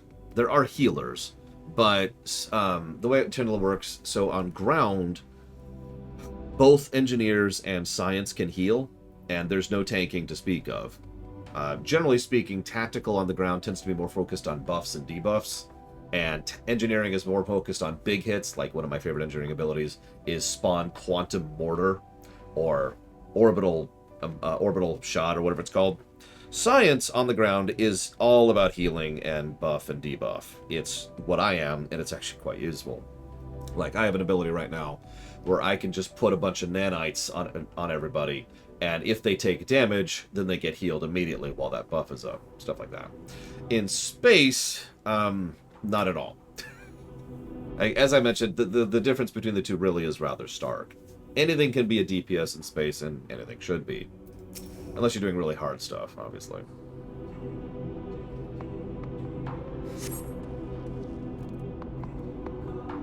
I mean, that's cool as XIV, but I wish we could have taken it instead, you know? Conquer the thing. Yeah, there is such a thing as tanking in space. There's a specific ability most cruisers get. My current cruiser has one, which is basically, everyone look at me. You get a nice beam. You don't really need much, but if you have a beam set up and fire at will with look at me, then stuff will look at you.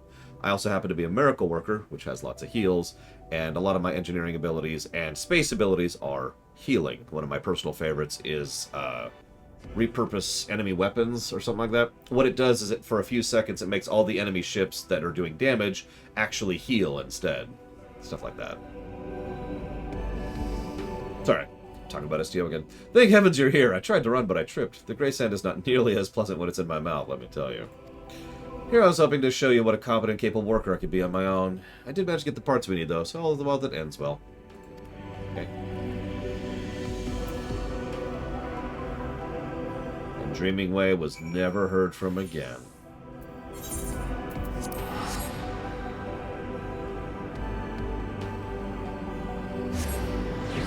They used to have a stat called crew. In my opinion, it was a redundant stat which only added an unnecessary layer of convolution to the ships. I'm glad they got rid of crew. It really didn't serve any purpose.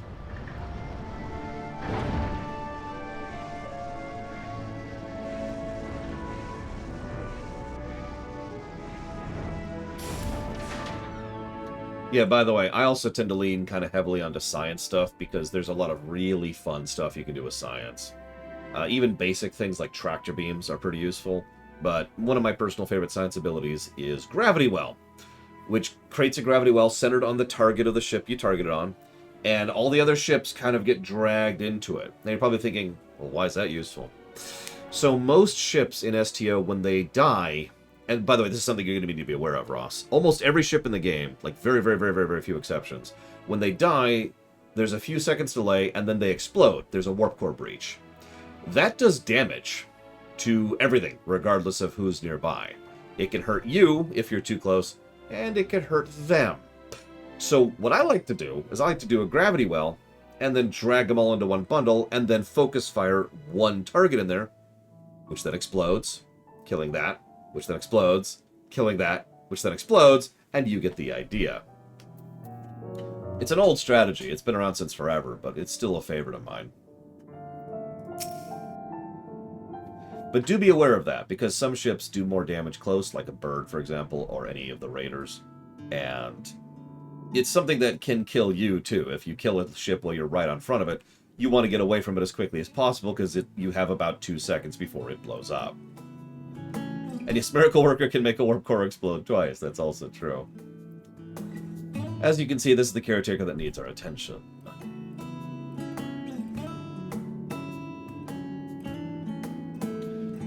And yeah, Gravity Well is also great for a lot of the AoE abilities.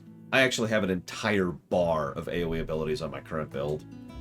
One of the things that comes with the Lexington, some of you know this, is, I forget what it's called, but it targets everything nearby, and then it hits them all with kinetic damage. It's basically a free, full AoE torpedo spread.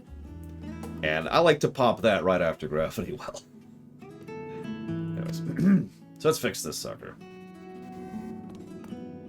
Oh! And thank you, Justin, very, very much. As always, much appreciate. Thank you. And I will put that towards STO.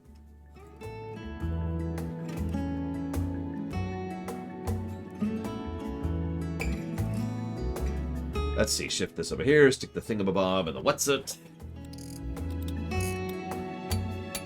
Do not play a Klingon. Actually, you know what you could do, Valerian?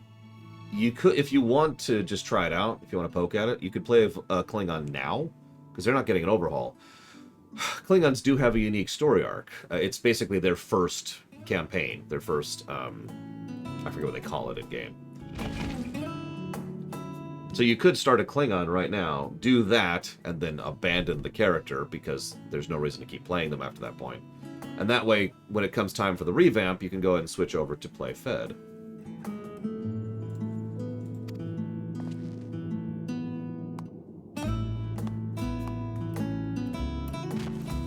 Yeah, I still need to level my Klingon to 65 at some point. I'm really not in a hurry on it, but I do need to do it at some point. Most Loprits know enough to make simple repairs. It's really nothing special. I can't even imagine how one would go about building such a machine from scratch. No, my dream lies elsewhere. I suppose that's more than we had to go on before, though. Not to mention, there's still one job of mine you haven't shown you yet. You want to see how to grow carrots?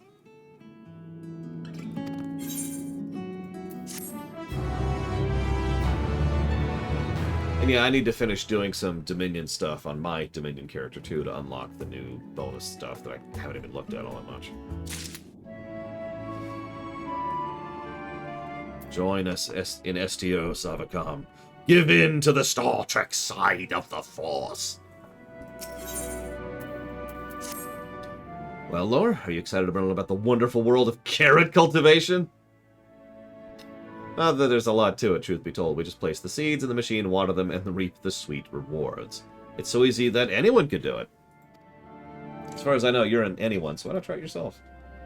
Let's see, what do Vulcans get? Oh, completing menial tasks is so much more fun with friends. That's true.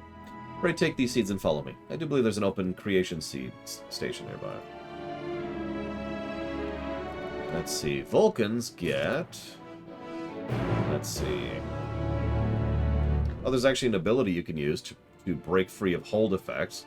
That's completely useless. And a bonus to melee damage. You get a 15% chance to knock down a target of your melee attack. So there you go, you can be a melee-focused Vulcan.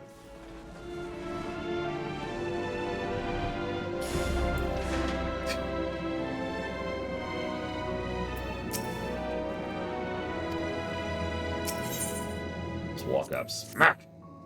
You can also get a bunch of other stuff, but those are the defaults. Let's see, are there any playable Vulcan ships? Nothing worth a damn.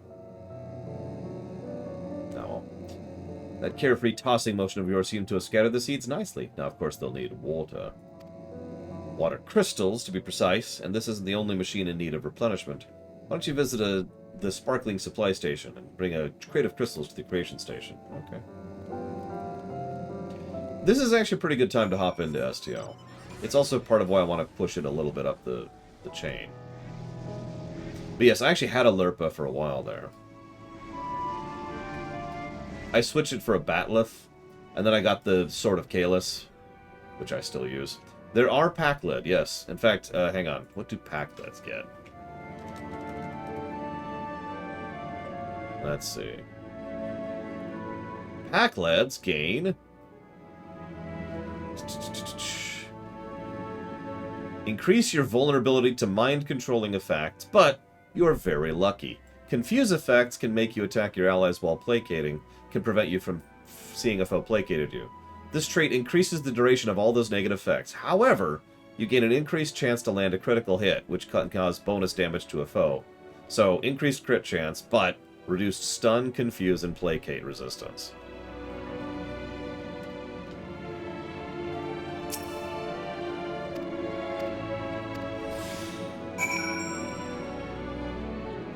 I don't know if there's any Pakled ships. If I can log. Got it. Pushing it immediately before Lufia 2. Looks like there are no Pakled ships. See, I hadn't heard of any, but I don't know all the ships. Everyone's really been just jumping around, chomping at the bit to get that, It's the Vodwar Juggernaut. It's a new ship. And I've been seeing so many people pushing it as the latest top-end ship. I think it's ugly as sin, so I'm not using it, but... That should be enough to make our carrots grow nice and big, and the machine converts them into water bit by bit. So you never need to worry about the seedlings are too wet or too dry. Oh, don't you just love that sound? Ear flops. Well, did you not hear the tone just now? It's telling us there are carrots ready for harvesting. They're not at the station, but I'm certain I heard the joyous sound of 2 ripened carrots. You may see this through to the end. Pulling the carrots is the best part. Yep, that's the one, Flygand. Yeah, people have just been... oh my god, it's super amazing and super incredible. Like, the million DPS build uses that ship. And it's like, really? Like, I get that it's a nice ship and all, but really?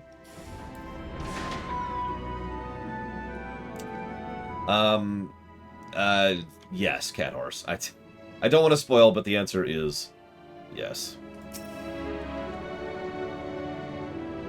No, ROM is in STO.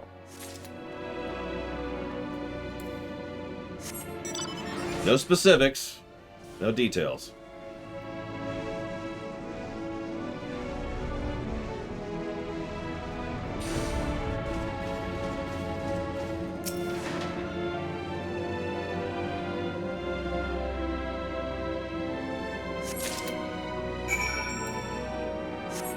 Yeah, VOD warships are supposedly pretty good in general. I'm just not a fan of them myself.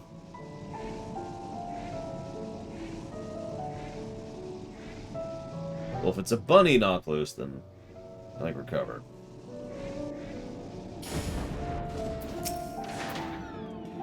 Do I smell carrots? That was rhetorical. It definitely smells like carrots in here. There you go. Carrots of happiness. Quark's in it. Garrick's in it. Mouth-watering. Yeah, the Husnock one. I was actually debating getting the Husnock ship for reasons that I'll explain in a minute because it's really stupid. That's all there is to it, and to my days, to put it plainly. I apologize for not being more interesting to following around. So, have you any ideas for a dream that would suit a Loperate like me?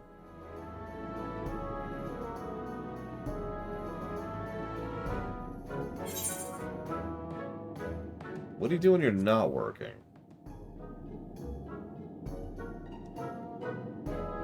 What do I do?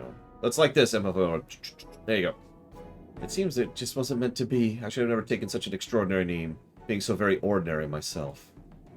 If only I had some sort of skill to set me apart from the others, aside from hearing things no one else does. Good to hear. Have you tried making music?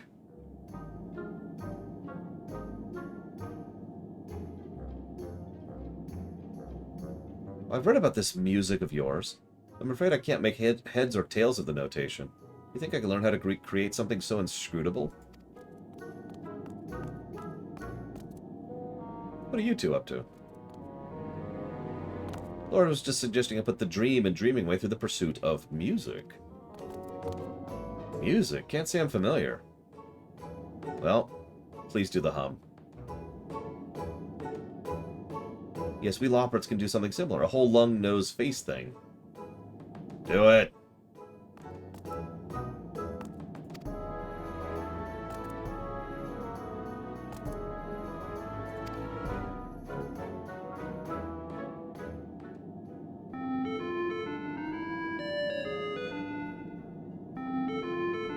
I'm unreasonably happy about hearing that noise.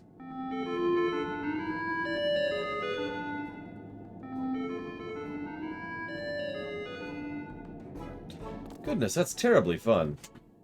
I must confess, humming in tandem has a certain charm than snorting or shrieking does. I'd be more interested in such music, I dare say. And that'll be my dream. Yes, Neelix's in it too. He's actually good, too. I mean, honestly, most characters are good in STO. Even Sela, if you even remember who that is. Who knows, perhaps I can inspire others to pursue their own dreams as well.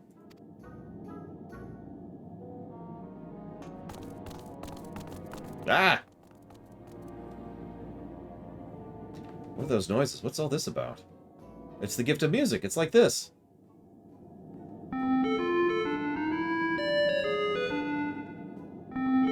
Sela's a major character, and that's all I'm going to say.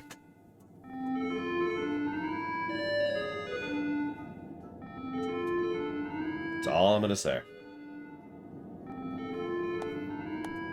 Well, we all know XIV is the true Romulan. Yeah, it really is pathetic, Kira White Noise, but whatever.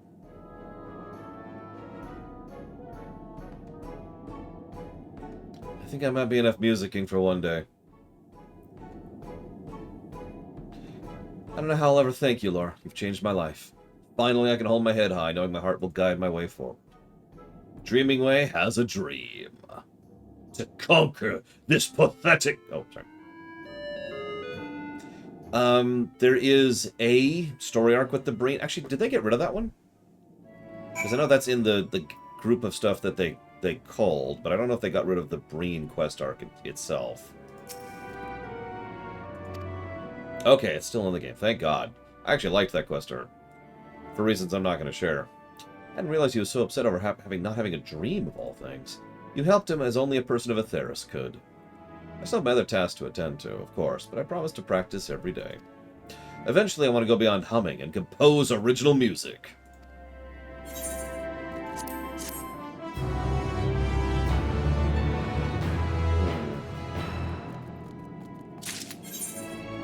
And it looks like there's no follow-up. Interesting. The only zone with no follow-up to a regional.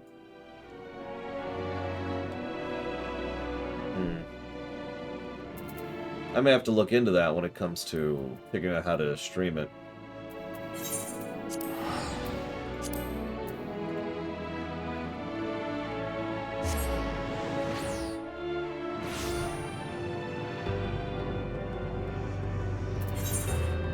Aren't they axing the 2800? I heard something about that. I hope they don't. I actually like the 2800 art.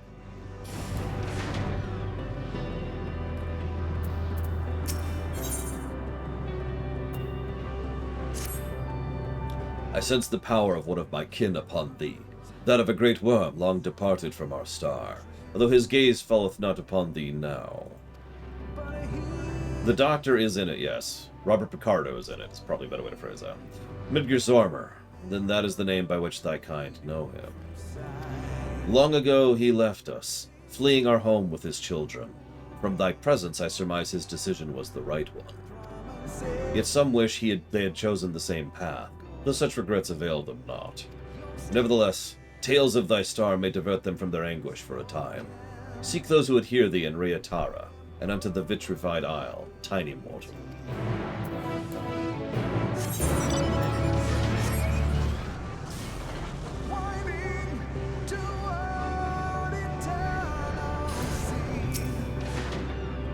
The Great Worm did take his leave of this star. Yes, I remember him well. Are there many such tiny creatures on the star whence he fled? Yeah.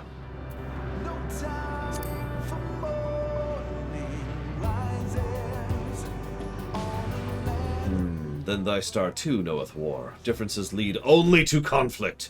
No matter how far thou venturest, thou cannot flee from this truth. No more could I. This fate was inevitable. It must have been. I don't know if I agree with that, but, you know, I'm an optimist, so whatever.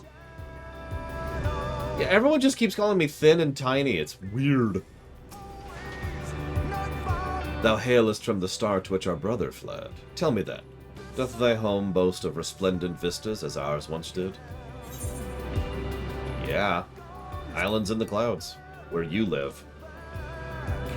Ah, though I shall never again soar through the clouds, perchance I may bask in the splendor of such isles when next I slumber.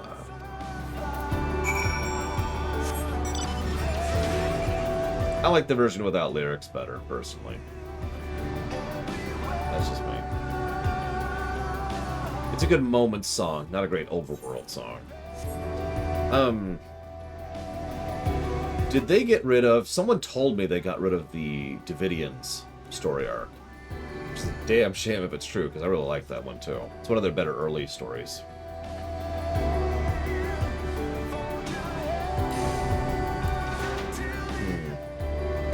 I'm gonna have to figure out how they do side quests now. Because I don't think I've ever seen a side quest in that game. I've done everything through the episodes log. I still do everything through the episodes log.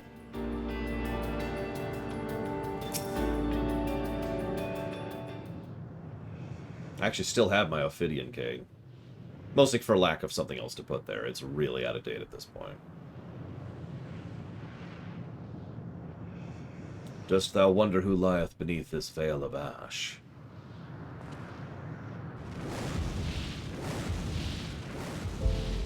'Twas 'Twas this worm at my side that I looked to the skies and saw the Midgardsormr departing for the great expanse. The machines were already upon us. He called to us, those of us who still lived, and begged us to follow him, that we might find another planet and start anew. Alas, most branded him a coward who lacked the fire to defend his home. When he left, 'twas but with his own eggs. The mightiest of the machines gave chase as he fled, to many of my kin's jeering approval. The coward had proved useful, they said. However, some few did wish to follow him. Midgardsormr was wiser and more formidable than most. This they believed. They knew he would forge a better fate than awaited us here. Would that they had not been halted by the ferocity of the machine's onslaught in the end. Thou hast my gratitude for coming so far to meet mine old friend. Thy tale means more to us than thou shalt ever know. Return with me to Riatara. Thou art doubtless eager to away from this ill-favored place.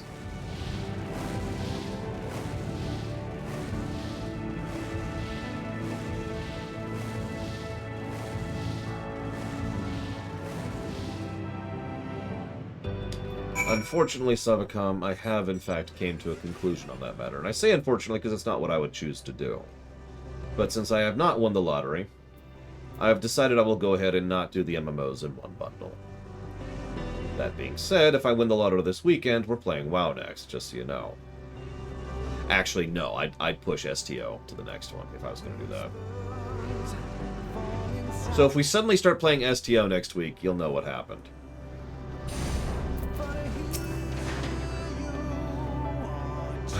Thou hast rendered solace unto us when we had naught but sorrow. Thank thee, Lord Runner. Welcome.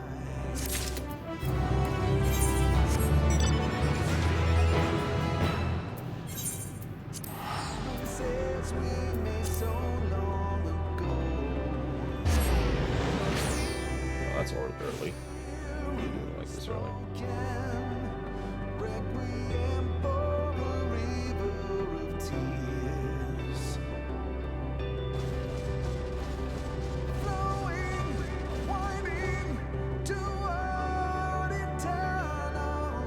Substantially shorter Blade Travel. Have you seen the STO lore run? It wasn't very long.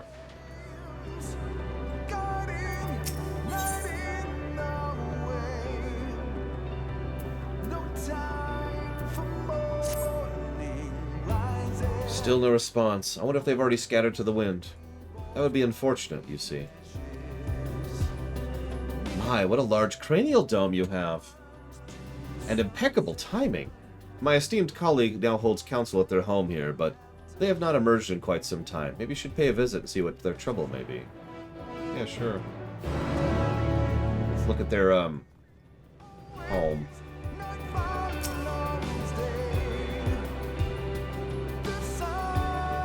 Let's see. How long was the STO run? Oh, that's bright.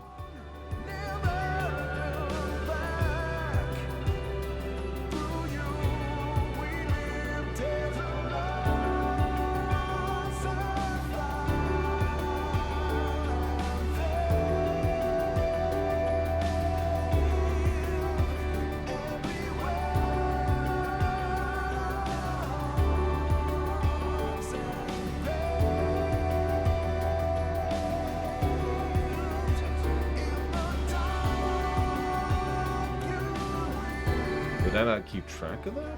That's weird. Looks like I didn't. I don't know how long the STO lore run was. Weird. Leave me. There's nothing left. Oh, you asked me my favorite episode in STO. Without spoiling, everything to do with the Iconians. I know that's more like 5 episodes, and I don't care.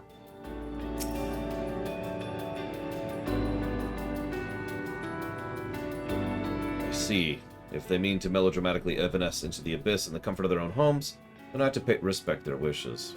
Also, the finale of the Gamma Quadrant episode is a really good one. And yet I feel the need to be selfish and keep them here to confabulate further on such views. I shall have to talk them out of it. For that, I shall need your help. Once more, large-headed but wholly capable stranger, could you fetch me neurological sinew from another one? You should find them wandering in the wellspring of regret. Sure.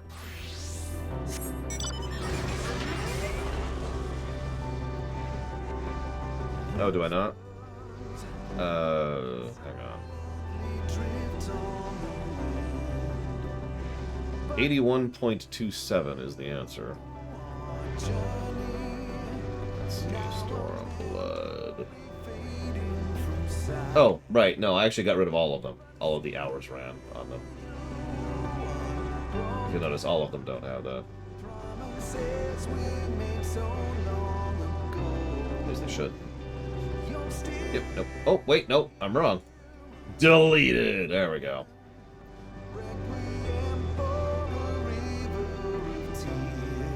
Where's ARR? There it is. Also deleted. There we go. Much better. And we'll get rid of this too. Boop.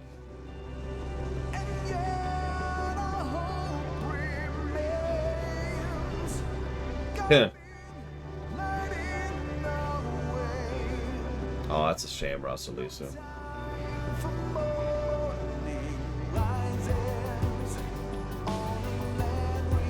Anyway, someone asked me a question, which was... Do I have a favorite race to play in STO? No. Admittedly. In hindsight, I wish I had made another character, another species when I was starting off. But... I didn't, so I've been stuck as a Betazoid ever since. I couldn't even tell you why I made a Betazoid. I think it was just going with whatever. In hindsight, I'd probably make an alien. Which is custom, if you're not aware. Or just human. I know, I'm boring.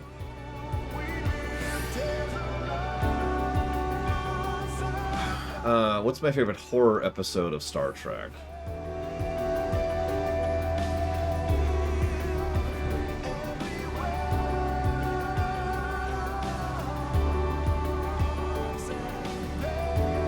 I feel like it's one of the TOS episodes, so I gotta think about that for a minute. Ah, it's no use. Whoops.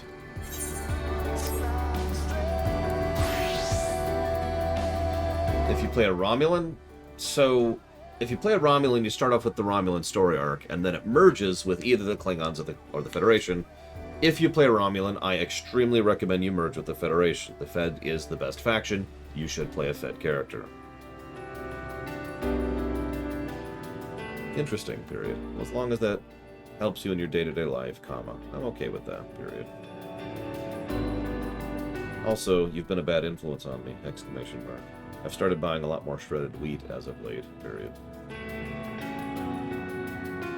It's funny that the Romulan expansion is what got me into STO. Like, really into it. I played STO when it wasn't even being run by Cryptic. But I didn't actually really get into the game until the Romulan expansion. Which, you know, doesn't surprise me if you know anything about that game.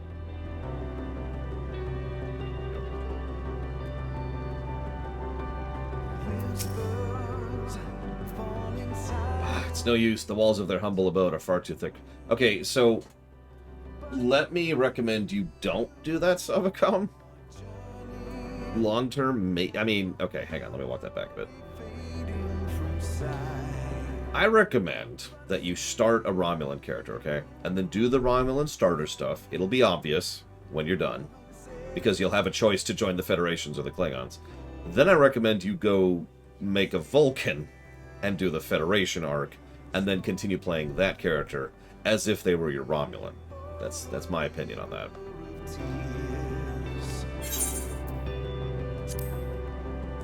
This mass of nerve tissue procured from an other one still pulsates unsettlingly in your hands.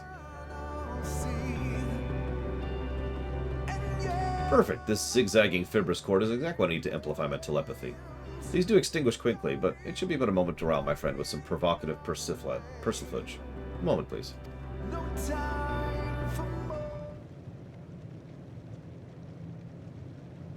Well, the good news is STO is free, so you don't even need to demo it. You just download it and play it.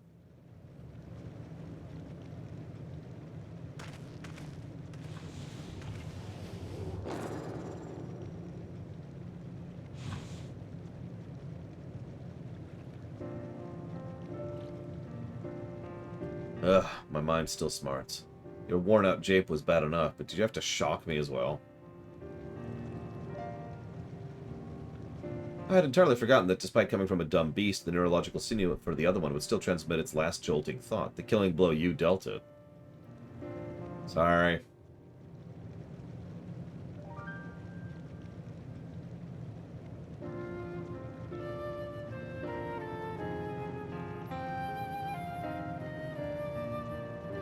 Yes, well, I think it was enough to traumatize me back to this plane. That much is certain. Ugh. I'll take a stroll around the plaza to rid myself of that unpleasant sensation. Good day.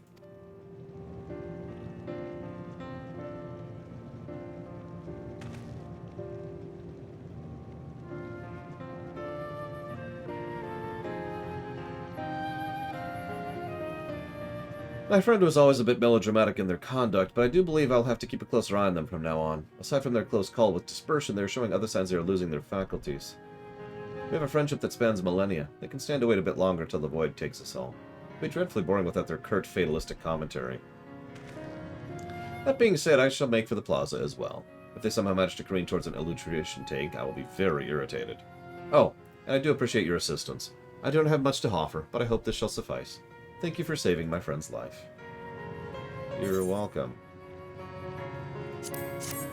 Hey. Let's see. Favorite comedy episode. So my first thought is Trouble with Tribbles. And my second thought is Piece of the Action. And my third thought is Trials and Tribulations. So one of those three would be my favorite comedy episode.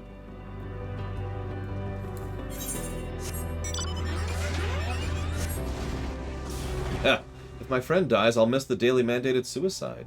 Sorry, suicide.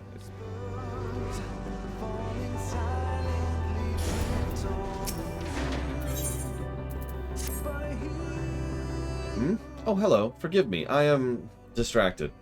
One would think we would have evolved beyond fear, knowing what we do, but I must confess I am rather frightened at the prospect of losing who I am. Not in a physical sense, of course, as we Ea have transcended our corporeal forms. We do, however, feel the gradual corrosion of our mind, our memories, that which makes us us, so to speak. There are ways, however, to slow this inevitable process. One such method is to come in contact with another and confirm each other with our defining qualities. Therein lies my dilemma, for you see, a friend most dear to me is missing, and I fear their absence will quicken my passing into nothingness. It would mean much to me if you could help me find them. Should they be so far gone as to meet with hostility, just subdue them. Here, you can use this to bind their essence into retrievable form. Thanks. There may yet be hope. They enjoyed taking contemplative strolls at once scenic spots on the opposite edge of this landmass. Even if their memories fade, it's likely they will drift in that direction.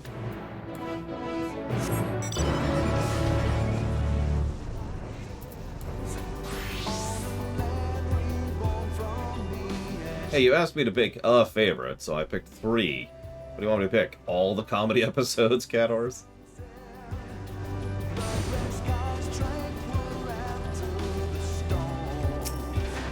Well, I'll tell you what episode is not funny. Let He Who Is Without Sin. Terrible episode.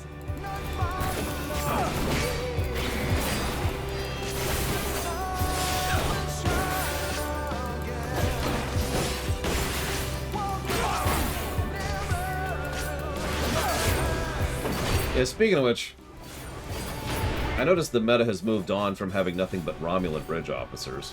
Not sure what I think of that. I actually got a few myself. Whoop, whoop, whoop. Back in the day. Alright, there's another one. Profit and Lace. Garbage episode.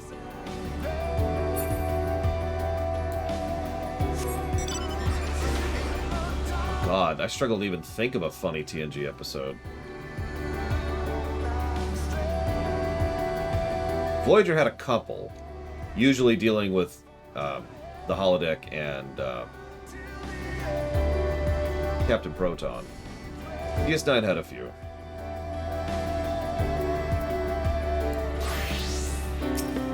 TOS had a few. There's also Star Trek IV, which actually still gets a laugh out of me to this very day, so make of that what you will. I have searched through the abode. My companion is nowhere to be found. I wonder if it's too late. Oh yeah, by the way, The Outrageous Akona was supposed to be a comedy episode.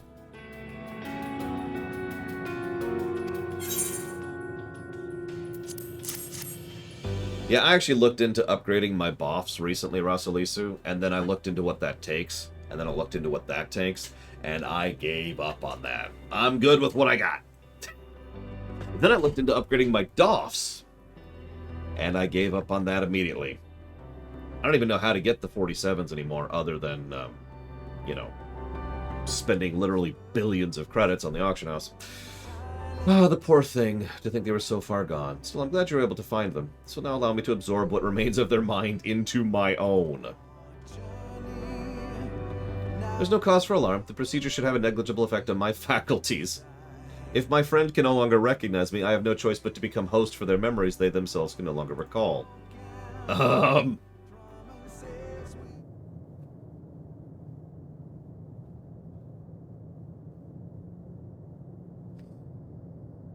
Who's more messed up, the Aya or the Omicrons? Jeez Louise.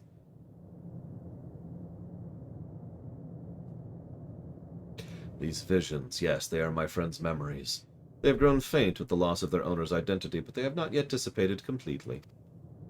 And what is this? They still have memories of me! Dim as they are, they serve to remind me of who I am. Who I was.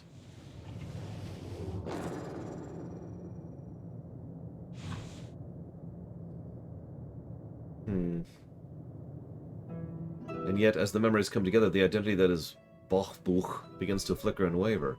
I must speak the final words that will become my epitaph while I'm available. Unfortunately, there's someone here who will remember them for me. Me? You want me to be your last witness? Alright. In my final moments, I must define myself. I would call myself a realist. Others would call me a coward. Which am I to believe I am become one with the void?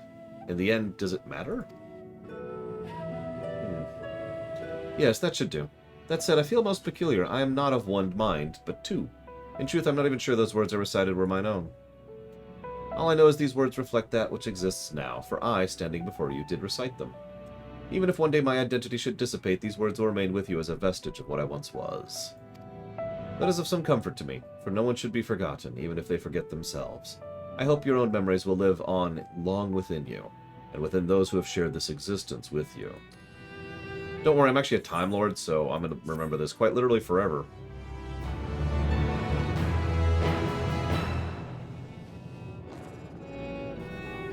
Hang on, I need to go stab Ross. Where's my knife? I'll have to stab Ross with a sub from Twister. That's going to be unpleasant. Thank you, Twister, very much. Always. I will go ahead and jot that down for the homeworld block, and then I'll use it to stab Ross! There we go. The problem with Rascals is it only works if it's a parody. But it's not a parody. It's events that actually happened, so it's terrible. If at the end of the episode they literally decided, oh, hey, it was all on the holodeck, I would literally be more positive on that episode than I am. Instead, they beam people onto the ship through some interference and magically de-age them. Like, somehow, even though one of them is centuries old. And one of them's like 20-something, and one of them's in his 50s. And they all de-age to the same age. Give me a freaking break. Anyways, look at those rosy cheeks. I have rosy cheeks? And that sharp silhouette. While our own decision to discard our corporeal forms was of course an enlightened one at the time, I must confess there are times when I fondly think back on the days when I too was a tangible being. Oh, what I would give to don proper fleshy raiments once more before I pass into the void. To that end, I've been exploring the possibility of inhabiting another physical form, but there's a rub, for you see, I cannot for the life of me recall what my true form was. I blame it on the inexorable and excruciating flow of time. Alas, I doubt I could even manipulate a body now if I wanted to. Maybe you might indulge me with a serviceable demonstration. Your elongated appendages greatly contrast with our current gaseous composition, but I wonder if your general sense of mobility was similar to that of the original physical presences. So humor me with a display of sheer joy. And yeah, it was also fixed with the transporter, which is also really frustrating. Yet remember, Tucker being impregnated by was considered comedy. So that's joy as the fist pump, really? Intriguing. You discharge a great sound from your phonatory appendage and make rather suggestive gestures, quite different from how we express delight with subtle telepathy. Now, I'd like to replicate the movements in preparation for the time when I will meet an innocent and amicable traveler like yourself. Allow me to try. In the process, I may gain some insight as to whether our erstwhile bodies once moved in similar manner.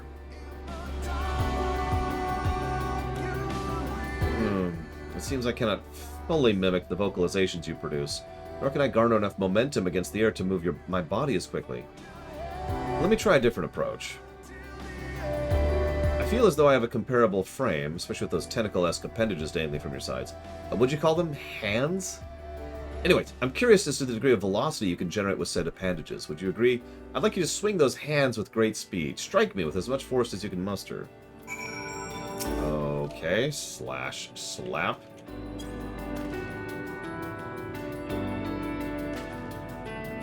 My word, the impact of that strike was so considerable I felt it at the very depths of my soul. I cannot hope there are no feelings of genuine hatred and indignation behind it. But alas, it is no use. Even with your most energetic motions seem insufficient to jog my memory. Perhaps our physical frames were not so analogous after all.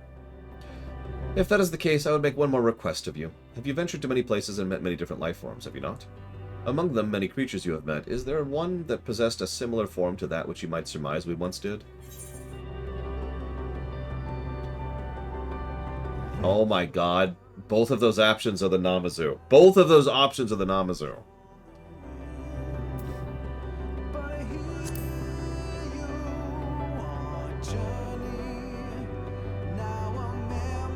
Fascinating, if a bit difficult to picture.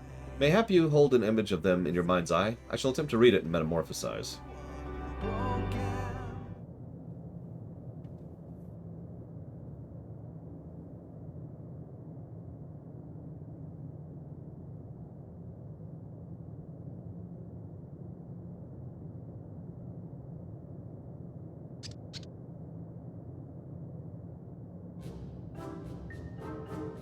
Yep. While they are somewhat rotund, with ocular faculties of comparable size, allow me to perform a locomotive experiment with this body shape. Well then, first a gesture of joy, and then a vivacious slap to the face.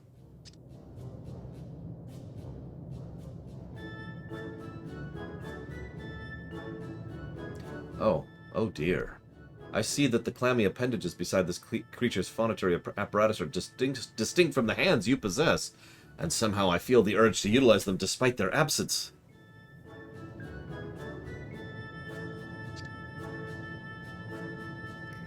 Well, we did it. We created the Namazu. At the edge of reality. In a species that doesn't have physical forms anymore. Great. Given that the immediate synaptic responses are misaligned, it would seem the erstwhile forms of Ea are unfortunately rather dissimilar from your Piscine friends. I apologize for the needless detour. That's fine. It's my fault anyways. How bothersome it must be to be unable to assimilate with the frame of another creature for lack of memory. It would seem that regaining our physical forms will be even more challenging than a task than we originally suspected.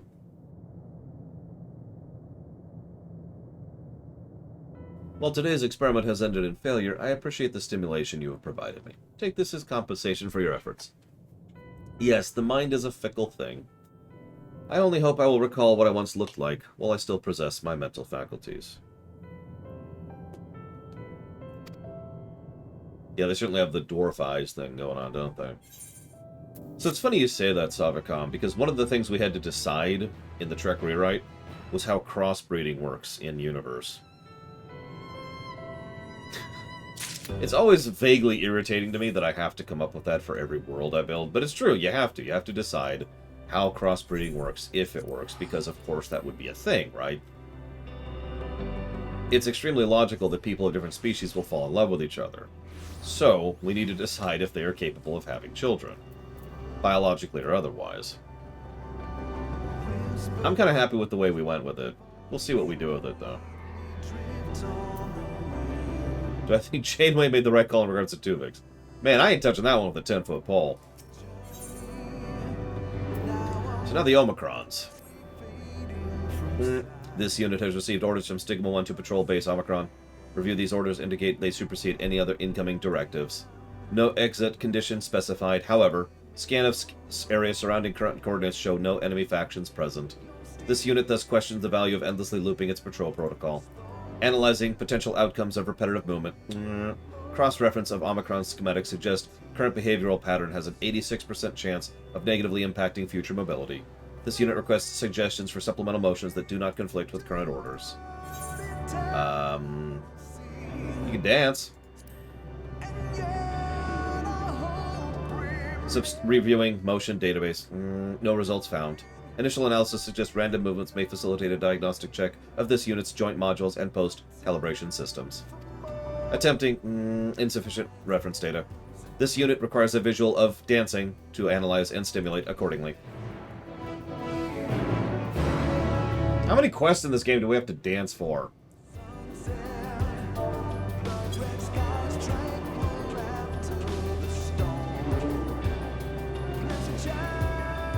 Movement patterns identified. Review of this unit's memory confirms no data previously existed for displayed motions. Simulation difficulty undetermined. However, analysis suggests proposed movements serve no practical purpose and do not conflict with current orders. Proposal meets parameters of initial request. It's true, I am the dancing one. You're absolutely right, Immaculation. Preparing to gyrate joint modules. Prior to execution, this unit requests confirmation that gyration can be activated alongside other units. Processing response. Tentative approval detected. Issuing rendezvous orders to subordinate Omicron guards near current coordinates. This unit requests you stand by outside base. Okay. I agree with you, Savacom. It's just, you bringing that up kind of means... Let me phrase this differently. Magical pregnancy or science fiction pregnancy really can only take one of two forms. Bad comedy or aliens. So, you know.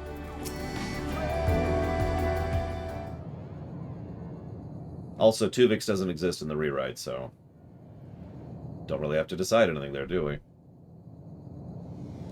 Transmission of visual data complete. Potential to accurately reconstruct proposed motions may be limited by range of movement. This unit requests you observe and evaluate replication of motion data.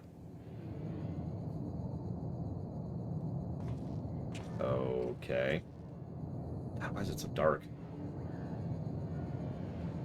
Hell, they dance better than I do. Oh my god, I take everything back.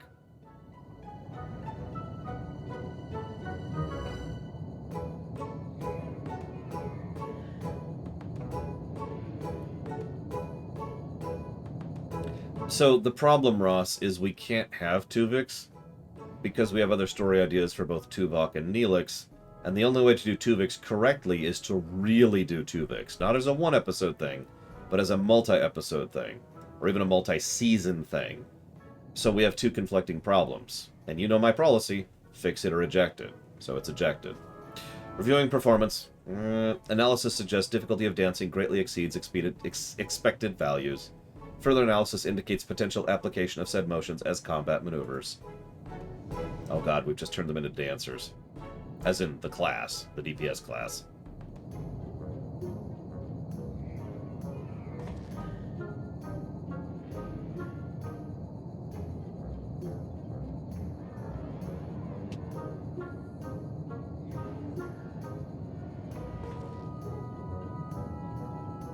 You know what we could do? We could have an AI of Tuvix. Nah, that won't work, though. We can't have a holodeck character because there is no holodeck.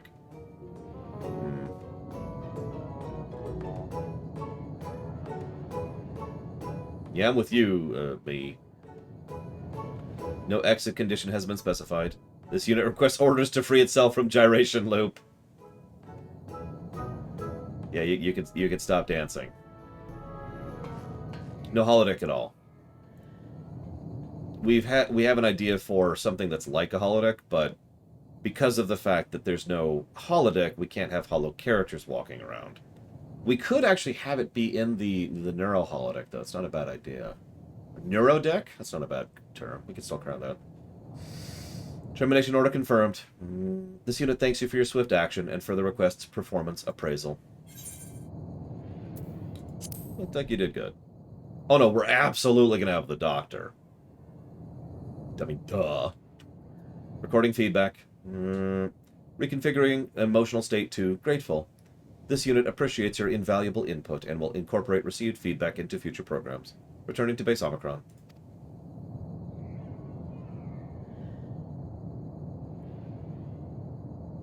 Vic will also be an AI thing, similar to the Doctor. Although we will probably have Vic not have a physical body, whereas the Doctor will have a physical body. So, I call it the Neurodeck, because I just came up with that phrase like 5 minutes ago when I just said it. The idea is the Matrix. You lay back into something, you plug in, your mind is projected into a virtual space that is being maintained by a section of the computer. That's your holodeck. We can still do some of the same types of stories within it, but we bypass the enormous quantity of problems that the existence of the holodeck provides. So what we do with Vic's in there, and people just go in to visit him. Why is that relevant? Think about Nog for just a second. Think about Nog getting lost in this. And all of a sudden, his decision to stay in the holodeck is a lot worse. And you can see why Vic threatening to effectively destroy or delete himself to force Nog to get out of that chair would be a lot more impacting.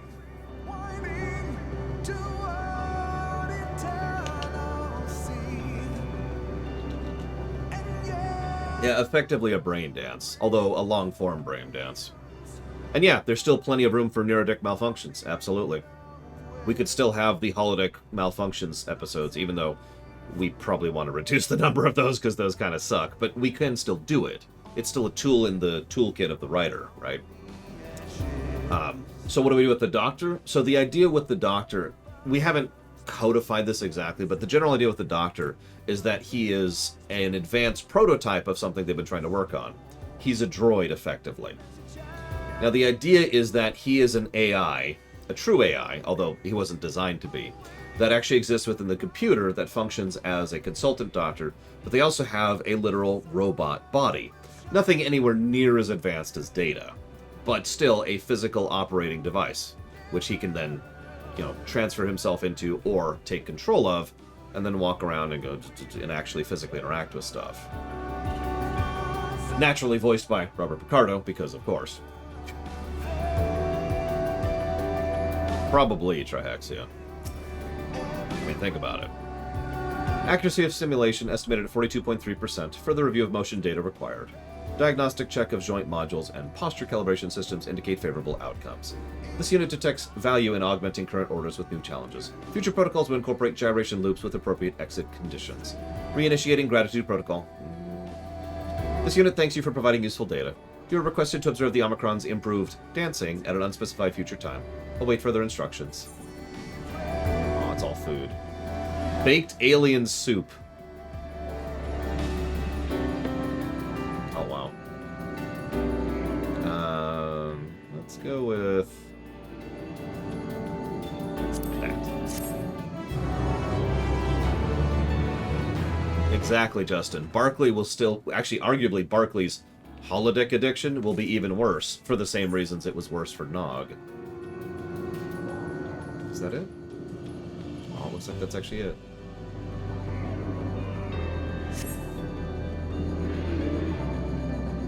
I was thinking that, Ross, yeah. And again, it'll be much more simple than Data's body, but still a functional body. The reason I keep calling it a droid is I'm kind of picturing how droids look in Star Wars.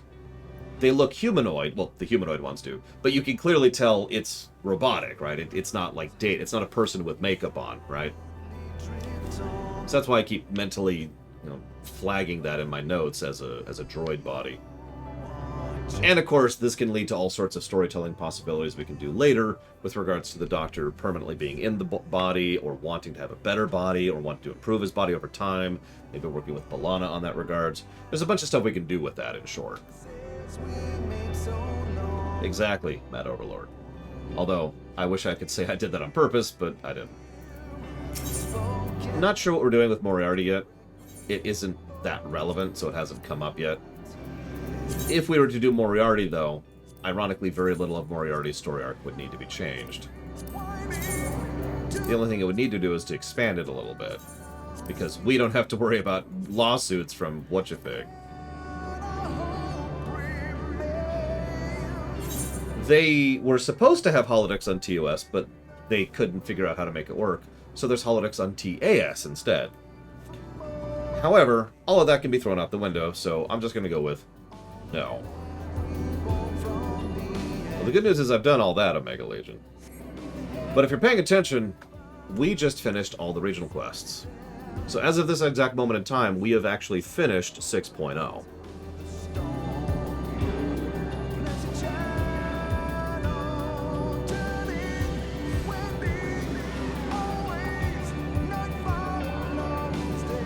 I'm debating some things here. Where's this hat? It's in here, apparently. That makes sense. Yep, all Star Trek Captain Street Coffee, except for Picard. Yeah, it's not what I would pick for last dungeon music, but, you know, whatever. Just checking something. That's what I thought. He never drinks coffee, Savicom. I don't know what you're talking about. Putting your lies. I don't think Kirk has a signature drink, no. Yeah, Cisco and most of the DS9 crew have Ractogino. Janeway has coffee. Or Glorp, if you prefer.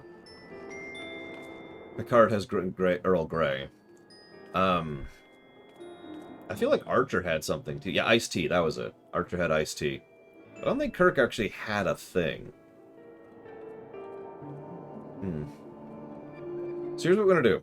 As I mentioned earlier, since it's about, you know, an hour to lunchtime, we're going to go ahead and take lunch early. And then we're going to come back from lunch. And then we're going to do 6.1. And I don't know how long everything's going to be, but we're probably going to focus on 6.1 first. Go ahead and switch over to Gunbreaker for that, consequently. And once we've pushed through 6.1, we still have a couple of other things to do, like showing off the PvP thing, showing off treasure hunts, and we need to do the revamped dungeons and the MSQ queue. So, I hope you join us for at least some of that, and I will see the rest of you in about an hour.